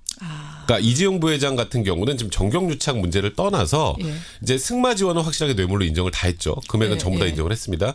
나머지 부분은 증거가 부족하다는 거예요. 그러니까 누가 봐도 경영권 승계가 현안이었던 것 같은데 딱 떨어지게 이게 무언가 부정한 청탁이라고 보기는 어렵다라는 거고. 경우는. 그리고 나머지 재판 같은 경우 신동빈 회장 같은 경우 굉장히 어제 재밌는 판결을 났죠. 강요의 피해자이기도 하면서 그리고 뇌물을 준 또 뇌물 공여자이기도 한.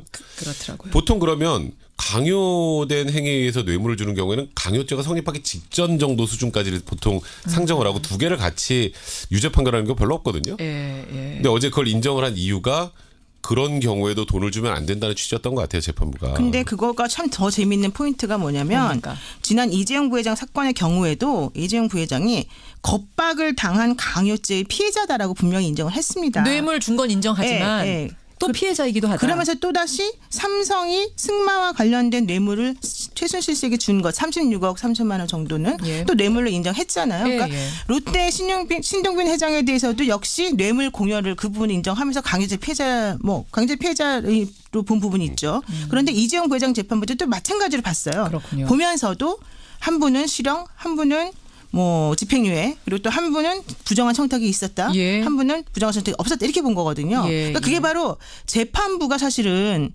어떤 생각을 가지고 이 사건에서 이 사람들 각각에 예. 대해서 어떤 식의 그런 그 선고를 할 것인가라고 하는 것이 염두에 있었기 때문에 예. 그거에 맞춰가지고 혹시 한 게 맞춰서 한 거 아니냐라는 아니냐는 식으로 얘기가 이제 생각해 볼 수가 또 있는 나오는 거죠. 청취자 문자 보겠습니다. 1847님. 이번에 판결들을 쭉 보면서 판사복이 중요하다는 생각이 들었습니다. 어떤 맞습니다. 판사를 만나느냐에 따라. 굉장히 예리한 지적이시네요. 아까 말했잖아요, 내가 판사복이 중요하다. 사실은 근데 소송을 한 번도 안 해본 사람들은 그런 거 잘 몰랐거든요. 근데 이번에 보면서 야 재판부마다 이렇게 다를 수가 있어라는 걸 처음 느꼈다는 분들이 꽤 많이 있습니다. 이미림님. 법이 바뀌어야 될 것 같네요. 뇌물을 준 사람은 아무리 많이 줘도 5년 이하라니요. 이것도 지금 처음 한 분들이 많으세요. 뇌물 준 사람도 받은 사람 못지않게 세게 처벌하는 법을 만들어야 됩니다. 맞아요. 이런 문자들 주시고 이 송인재님은 이쯤 되면 재판부 재량을 더 축소해야 되는 거 아니냐라는 이런 얘기까지도 지금 들어오고 있고 삼성공화국이란 증거 아니냐 신용길님은 이런 문자도 주고 계시고요. 이제 궁금증 또 들어옵니다. 궁금증. 자 이렇게 되면 박근혜 전 대통령 판결은 어떻게 될 거가 재판은 어떻게 될 거가 아니냐 요 궁금증. 사실은 뭐 더 중요하게 선고되지 않겠습니까? 물론 그 재판부도 역시 김세윤 부장님 재판부라는 게 가장 중요하고요. 이번 같은 이번에 최순실 재판. 그러면 김세윤 재판부가 지금 장시호, 최순실, 박근혜, 신동빈, 네. 그렇죠. 뭐 안종범까지. 네. 요즘 여러분 아시겠지만 판사복이 중요하다고 제가 강조를 계속 하고 있는데 판사복은 나라에서 지급을 해줍니다. 법관이 되면 1년에. 근데 이번에 재판도 마찬가지로 배당이라는 절차를 거쳐서 판사복이 누구에게 있는지 없는지가 달라지거든요. 같은 복이네요. 사실 형사합의 22부 이제 김세윤 부장이 이제 법조계에서는 우리나라에서 판결을 제일 잘하는 사람으로 소문이 나 있는 사람이에요. 업계에선 그렇게 통했어요. 선수들 사이에서는 그렇게 되죠. 아니 그러니까 그래서 사실 이 중요한 재판을 그 형사합의 22부가 전담을 한다라고 보통 생각을 하고 있거든요. 그러니까 저도 이번에 이 관련된 판결들을 쭉 보면서 이쪽 재판부는 피고인들이 원하는 것도 다 들어주고 뭐 저쪽에서 주장하는 것도 다 들어주고 그리고 굉장히 좀 냉정하게 판단한다라고 생각을 했는데 결국 이번 판결 지금 조금 전에 판사복 뭐 이게 도대체 재판부마다 왜 달라 이런 얘기 하시는데요. 결국 이거는 대법원에서 갈릴 수밖에 없어요. 결국은 이재용 부회장 지금 재판 그 특검도 상고했고요. 그것도 이재용 부회장도 상고를 했습니다. 그렇죠. 근데 이게 바로 열리진 않을 거예요. 왜냐하면 결국 최순실, 박근혜 재판까지 다 모아서 한꺼번에 대법원이 올라가서 정리를 할 겁니다. 그래서 대법원에서 결정이 돼서 만약에 일부가 파기환송된다면 그 파기환송 재판부가 전체적으로 정리를 하고 끝이 나지 않을까. 그러면 이제 하나의 결론으로 갈 수 있는 거죠. 자, 그럼 정리 다시 해볼게요. 박근혜 전 대통령 재판은 두 분 보시기에는 최순실 씨보다 더 나오면 더 나왔지 그렇죠. 덜 나올 수는 절대 없다. 더 나올 수밖에 없죠. 나올 수밖에. 왜냐하면 박근혜 전 대통령은 본인이 대통령이라는 지위를 가졌던 분이고 최순실 씨는 일반 사인이에요. 물론 나쁜 짓을 했지만 그렇다면 일반 사인에게 헌법이 부여한 권리를 자기 마음대로 나눠주고 국민이 특별히 그 사람에게 특정하여 위임한 권력을 사적으로 사용할 수 있도록 그런 식으로 그 개인적인 친분을 이용해서 국정을 농단했다는 것 자체는 그 박근혜 전 대통령에 대한 책임이 훨씬 더 강하다. 그렇죠. 두 분이 나올 수밖에 없다고 지금 합창을 거기다 특수활동비도 있잖아요. 특수활동비까지 걸려 있습니다. 요거 문제 하나 해결했고요. 그러면 대법원에서 판결은 어떻게 나올 것 같아요? 이것도 좀 예측 가능해요? 저는 그냥 이거는 뭐 순수하게 제 예측인데요. 최소한 이재용 부회장 판결은 파기환송될 가능성이 좀 높습니다. 뒤집힐 것 같다고 보세요? 왜냐하면 그 안종범 수석의 수첩의 증거 능력과 관련해서 이재용 부회장의 항소심을 제외하고 모든 재판부에서 인정을 했어요. 그렇죠. 거기만 안 한 거예요. 그러니까 이제 형량이 더 높아진다 이런 뜻이 아니라 이 부분은 완전한 법리적 판단이기 때문에 이 부분은 다시 살펴보라라고 해서 최소한 넘길 가능성이 있어요. 그래서 어떻게든 조금은 변화할 가능성이 높지 않을까. 노 변호사님. 네, 그래서 사실은 이 김세윤 부장님 재판부가 중앙지방법원이고 1심 재판부예요. 이게 하급심 재판부예요. 근데 정용식 부장 재판부는 고등법원 재판부예요. 2심이죠. 그러면 거의 훨씬 더 높은 재판부니까 우리는 기본적으로는 그쪽 법리가 더 정확하다. 이렇게 법조인들은 그렇게 보는 판단을 건가? 하죠. 그래서 함부로 1심에서 2심 재판이 먼저 나왔는데 그것과 다른 결론을 내리긴 사실은 상당히 어려워요. 그래서 어제 사실은 안정범 수첩 대접을 어떻게 이분들은 설명할까? 그게 사실 궁금했었는데 그래요. 정말로 그래서 그걸 의식했을 것이라고 좀 보입니다만은 판례를 일부러 인용을 하셨어요. 이 재판부에서. 다른 판례를. 예, 그 대법원 판례를 인용한 거죠. 대법원 판례에서 안종범의 그 증거 능력, 수첩의 증거 능력을 인정하기 위한 전제로 대법원 판례는 이러이러하다라는 설명을 먼저 하고 얘기했는데 그게 바로 무슨 내용이었냐면 그런 식으로 다른 사람의 진술이 기재된 서류, 그 서류가 증거 능력이 있으려면 그런 식의 그 진술했다는 자체가 그냥 본인의 뭐 어떤 개인적인 경험이나 사상에 들어가지 않고 그대로 진술되었다. 그러니까 기계적으로 진술되었다는 그런 것들이 인정이 되면 우리는 그걸 전문 증거로 보지 않고 이 정황 증거를 인정할 수 있는 증거를 보겠다. 그게 바로 판례다. 근데 이번 사건 같은 경우에 안종범 씨가 진술을 하기를 박근혜 전 대통령이 말하는 거를 그대로 받아 적었을 뿐이다. 그리고 또한 다른 방송이나 화면 자료를 보면 그렇게 받아 적는 것으로밖에 안 보여요. 시간이 없기 때문에. 자기 의견 없어요. 그래서 그런 것들을 통틀어 봤을 때 이건 정황 증거로 사용할 수 있는 증거이다. 이렇게 판단했거든요. 그 얘기는 2심 재판부에서 판단한 것이 나랑 다르다고 해서 나를 비난하지 말아라. 이 얘기거든요. 있는 거군요. 대법원에서 그렇게 되면 대법원에서도 그런 식으로 받아들일 수 있다는 거죠. 이재용 판결은 달라질 수 있다라고 두 분 다 예측. 한 가지만 짧게 더 보겠습니다. 이게 어떤 분의 질문인가요? 국정농단 연루자 중에 유일하게 기소가 안 된 정유라 씨, 최순실 씨 딸의 기소 가능성이 남아 있습니까? 이런 질문을 한 분이 주셨네요. 그건 뭐 기소 가능성이 남아 있다라고 뭐 이론적으로는 말씀을 드릴 수 있는데 아마 기소 안 할 것 같아요. 안 할 것 같아요. 네, 그러니까 지금 실질적으로 뇌물 최종적 수익자가 정유라 씨 아니냐라는 얘기 하나 하고 이대 학사비리 결국 본인이 저 승마복 입고 그 국가대표 유니폼 입고 들어가서 메달 들고 들어가서 거 아니냐. 근데 그게 실질적으로 주도를 한 건 최순실이고 정유라는 그냥 기계적으로 수익을 얻었을 뿐이다라고 일단 특검이 보는 것 같고요. 그 이유는 그렇게 봐주는 이유는 정유라 씨가 굉장히 수사에 협조적이었잖아요. 그렇죠. 그런 부분을 좀 감안을 해서 기소 안 한 쪽으로 결론을 내지 않을까 싶어요. 노변 여사님도 그렇게 생각하시죠? 원래 검찰 특검에서 사실은 그 전에 한참 전에 저한테 얘기한 게 있어요. 뭐라고요? 술술 잘 불더라 이런 얘기였어요. 박영수 특검이 그것까지 제가 말씀드리고 일단 특검팀에서 어쨌든간 되게 협조적이었다 이런 얘기 들었습니다. 그 부분을 사실은 뭔가 좀 높게 사고 있다. 정유라 씨를 기소하는 것 자체가 특별히 의미가 없어요. 왜냐하면 뭐 인정이 된다 하더라도 사실은 상당히 약한 처벌을 받을 거기 때문에. 자, 여러분 어떠십니까? 좀 재판이 최순실 1심까지밖에 안 났습니다만 그래도 지금까지의 판이 좀 읽히시죠. 그리고 판사복이 중요하다라는 거 오늘 청취자 김동훈님 오늘 점심은 복국으로 정했습니다. 훌륭하십니다.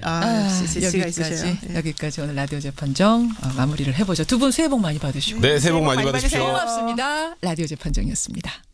이가탄의 힘. 붓고 피날 때 탁월하게. 아픈 잇몸을 건강하게. 이가탄. 잇몸병엔 이가탄. 증상은 달라도 잇몸병엔 역시 이가탄입니다. 잇몸병엔 이가탄. 아시죠? 명인제약. 바닷물을 마실 수 있는 물로, 더러워진 물을 다시 깨끗한 물로. LG의 수처리 솔루션이 물 걱정 없는 세상을 만들어갑니다. 옳은 미래 LG. 역시 산업재도 온라인이 싸구만. 산업재 전문 온라인 쇼핑몰 어디라고?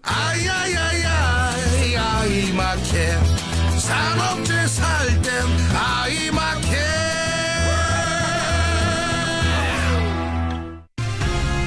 김정근 이지혜의 비타민 뉴스. 구주제약에서 정말 탐나는 비타민을 만들었습니다. 우리 부부처럼 탐난다고 합니다. 엘시스테인과 비타민의 만남 엘시비탐. 피로엔 엘시비탐 파워. 피부엔 엘시비탐 미.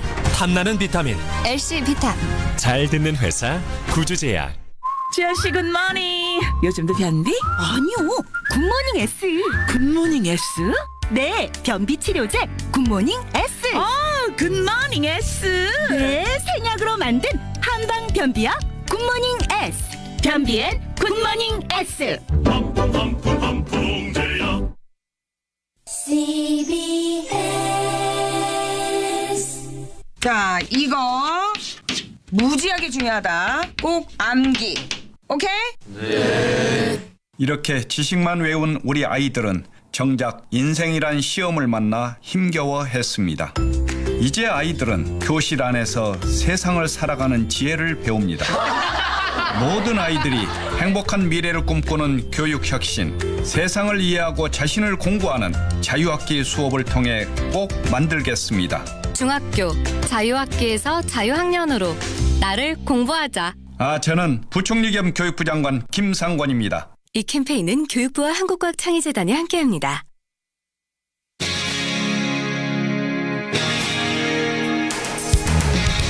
여러분께서는 지금 CBS 라디오 김현정의 뉴스쇼를 함께하고 계십니다. 평창 동계올림픽 오늘로 개막한 지 6일째가 됩니다.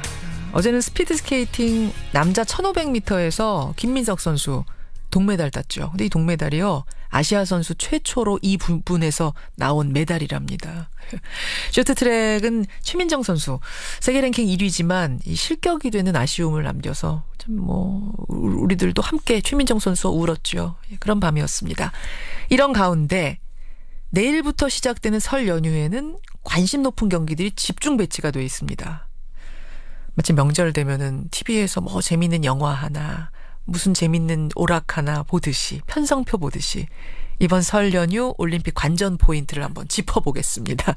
오늘 화제 인터뷰 스포츠평론가 기영로 씨 연결을 해보죠. 기영로 선생님 안녕하세요. 네, 안녕하세요. 우선 어제 최민정 선수 경기 솔직히 좀 아쉬웠어요. 네. 어떻게 보셨어요? 최민정 선수가 우선 결승전에서 자리를 좋게 잡기 위해서 준결승전 때 2위로 들어와도 되는데 1위 경쟁을 아주 심하게 했거든요. 힘을 뺐습니다. 준결승에서 힘을 뺐다. 예, 그래서 레인 자체는 좋았잖아요. 예, 그래서 레인 좋았습니다만 역시 스타트가 늦어서 3위로 출발해서 2위 선수를 이제 추월하는 과정, 그러니까 2위 선수가 킴부팅 선수라고 캐나다 선수인데 이 선수를 추월하는 과정에서 왼팔로 킴부팅 선수의 진로를 좀 방해한 거, 이것이 이제 걸린 거예요. 비디오 분석에. 물론 킴부팅 선수가 오른팔로 최민정 선수를 밀어내는 장면을 몇 번 볼 수 있었을 거예요. 그래서요. 킹보탱 최민정이 실격이면 킹보탱도 실격 아니냐, 네티즌들 사이에 논란이 뜨거웠어요, 밤새도록. 근데 그건 슬쩍슬쩍 민 거는 사실인데 왼팔로 킹부탱의 진로를 방해한 게 뚜렷하게 나왔거든요. 그러면 킹부탱이 민 거는 좀 어느 정도 허용이 되는 수준의 슬쩍슬쩍이었고 최민정이 민 거는 그 기준선을 넘었다고 심판들이 판단한 거군요. 그렇게 본 건데 그 이유가 이제 우리가 너무나 이제 쇼트트랙 스피드스케이팅 강국이니까 어제 경기까지 92년 알베르빌 동계올림픽부터 50개의 금메달이 나왔는데 22개가 한국이거든요. 44%. 정말 잘하겠죠. 견제를 좀 받는 것도 좀 있는 것 같아요. 견제도 있다. 똑같은 벌칙, 똑같은 어떤 행위를 해도 우리는 더 심한 기준을 적용받고 있다. 이 부분이 저는 일단 그럴듯한 사유가 될 것 같네요. 홈그라운드 이점이 전혀 없었습니다. 오히려. 최민정 아쉽습니다. 하여튼 아쉽고요. 그렇지만 용기를 잃으면 안 될 것 같고, 반면에 스피드 1500m의 김민석 선수는 동메달이었는데 스피드 1500에서 메달 딴 게 이게 아시아 선수는 최초라는 게 사실입니까? 네, 그렇습니다. 우리나라뿐만 아니라 아시아에서도 최초인데. 그러니까 이게 장거리가 되면 될수록 아시아 선수들이 체력이 떨어지는 거죠. 서구인들에 비해서. 아무래도 아주 솔직히 말씀드리면 고기 먹고 자란 선수들이 체격 조건이 달라요. 실제로 보면 알아요. 이게 이제 어제까지 경기 정리입니다. 오늘 주목할 경기는 어떤 게 있나요? 여자 아이스하키 일본전이 4시 40분에 있는데 이 아이스하키는 골대가 좀 작아요. 그래서 못하는 팀이 골 넣기는 정말 어려워요. 항상 보면은 0으로 끝나거든요. 많은 골을 내주면서 일본한테 역대 7전 전패, 최근에 0대 3패 해서, 근데 이번 대회도 우리가 한 골을 1피리어드에서 넣게 되면은 어느 정도 절반은 성공한다, 이렇게 보고 있습니다. 한 골을 위해서라도 우리 큰 박수 좀 보내주시고요. 근데 예선 탈락은 이미 한 상태라면서요. 이거는 5경기는 보장돼 있는 거거든요. 그러니까 앞으로 일본전까지 3경기가 더 남아 있습니다. 알겠습니다. 이미 예선 탈락을 한 상태긴 합니다만 그래도 3경기 남아 있고 오늘 일본과의 경기 여러분 큰 박수 보내주시고요. 자, 이제 내일부터 주말까지 이어지는 연휴에는 뭘 볼까? 뭐 다 보면 좋겠지만 시간이 그렇게 안 되는 분들을 위해서 적어도 이것만큼은 놓치지 마십시오 하는 마치 연휴에 TV 가이드 보듯이 우리 기영노 씨가 좀 올림픽 가이드를 해주시면 좋겠어요. 내일 밤 9시 10분에 한국 남자 아이스하키가 체코와 경기를 갖습니다. 여기도 체코한테도 우리가 실력차가 많이 나지만 백지성 감독이 2002년 한일 월드컵 때 거스 히딩크처럼 금메달이 목표다.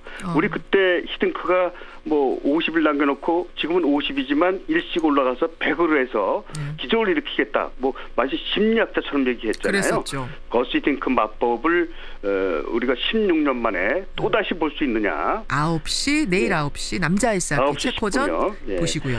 그리고 2월 17일 날 쇼트트랙 스피드 스케이팅 여자 1500 남자 1000m 과연 최민정 선수 주종목이 1500이거든요. 그다음에 1000 이렇게 되거든요. 남자 1000m도 서일아 선수까지 통과됐어요. 이묘준, 황대현은 물론이고. 근데 이제 3명이 한 조에 들어가 있거든요. 3명 가운데 1명은 떨어지면서 올라갈 거예요. 준중결승전에서. 그렇겠네요. 그리고 이제 마지막으로 2월 18일 날 여자 스피드 스케이팅 500m 이상화 대 고다이라 나오 요거 저녁 8시. 이거 많이 기다리고 계세요. 네. 지금 랭킹이 그러니까 고다이라 선수가 1위고 이상화가 2위입니까? 네. 요 볼만한 경기겠네요. 일요일 몇 시라고 하셨죠?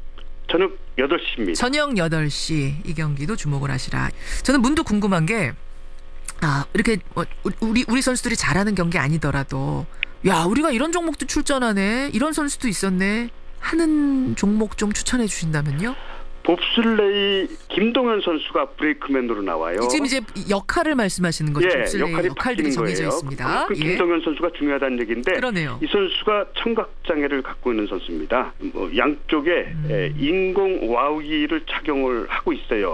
본인이 이제 손이 전화를 마음대로 거는 거였는데 그래서 김동현 선수의 인간 승리를 볼 수 있을 것인지 봅슬레이 4연승도 아주 볼만할 것 같습니다.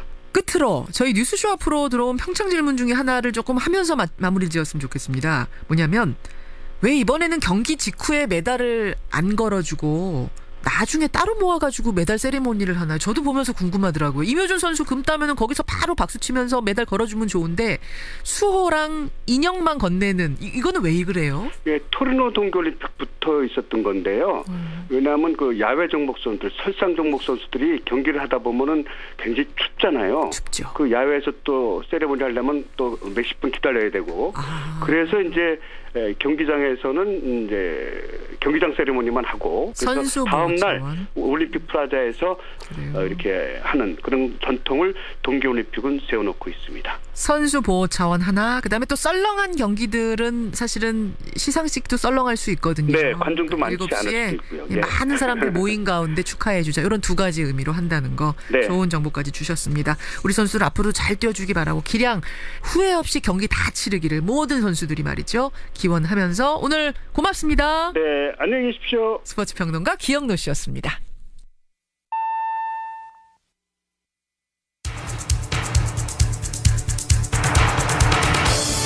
최승진의